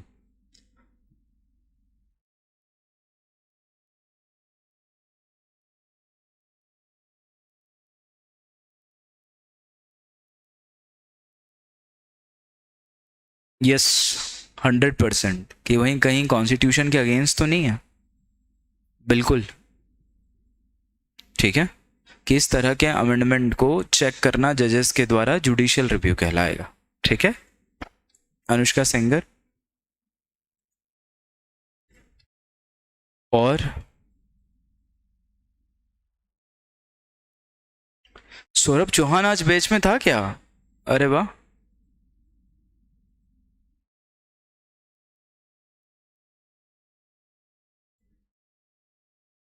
ठीक है। बाकी मेहनत करो, मैं कुछ घर जाकर और, हाँ मोक्षिता चतुर्वेदी, पर अब आज तो रुक जा, अब वो परसों ही करूँगा मैं, ठीक है। और तुमने है ना कल मुझे याद नहीं दिलाया बच्चों इंटरप्रिटेशन का टेस्ट, हाँ, टेस्ट का मुझे आप लोगों ने याद ही नहीं दिलाया। मेरे भी, मैं घर पहुंचा, मेरे ध्यान से उतर गया। मैंने कल क्लास ली थी क्या यहाँ पे? कितनी बजे गया मैं यहाँ से? हाँ, अरे कल मेरे को साइशा को लेके जाना था, इसीलिए मेरे ध्यान से चूक गया। करेक्ट करेक्ट करेक्ट करेक्ट, तभी मेरे को आज आज ध्यान आया। मैंने कहा कि अरे यार तुम्हारा टेस्ट रह गया आज। मैं बड़ा कार में लाते समय मैं यही सोच रहा था कि यार मेरे से इतनी बड़ी गलती कैसे हो गई। ठीक है ठीक है ठीक है ठीक है। धन्यवाद।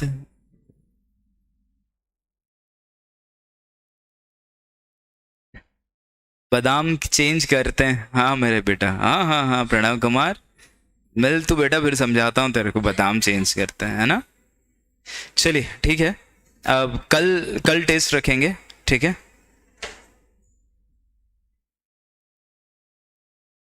ठीक, चलो, थैंक यू वेरी मच।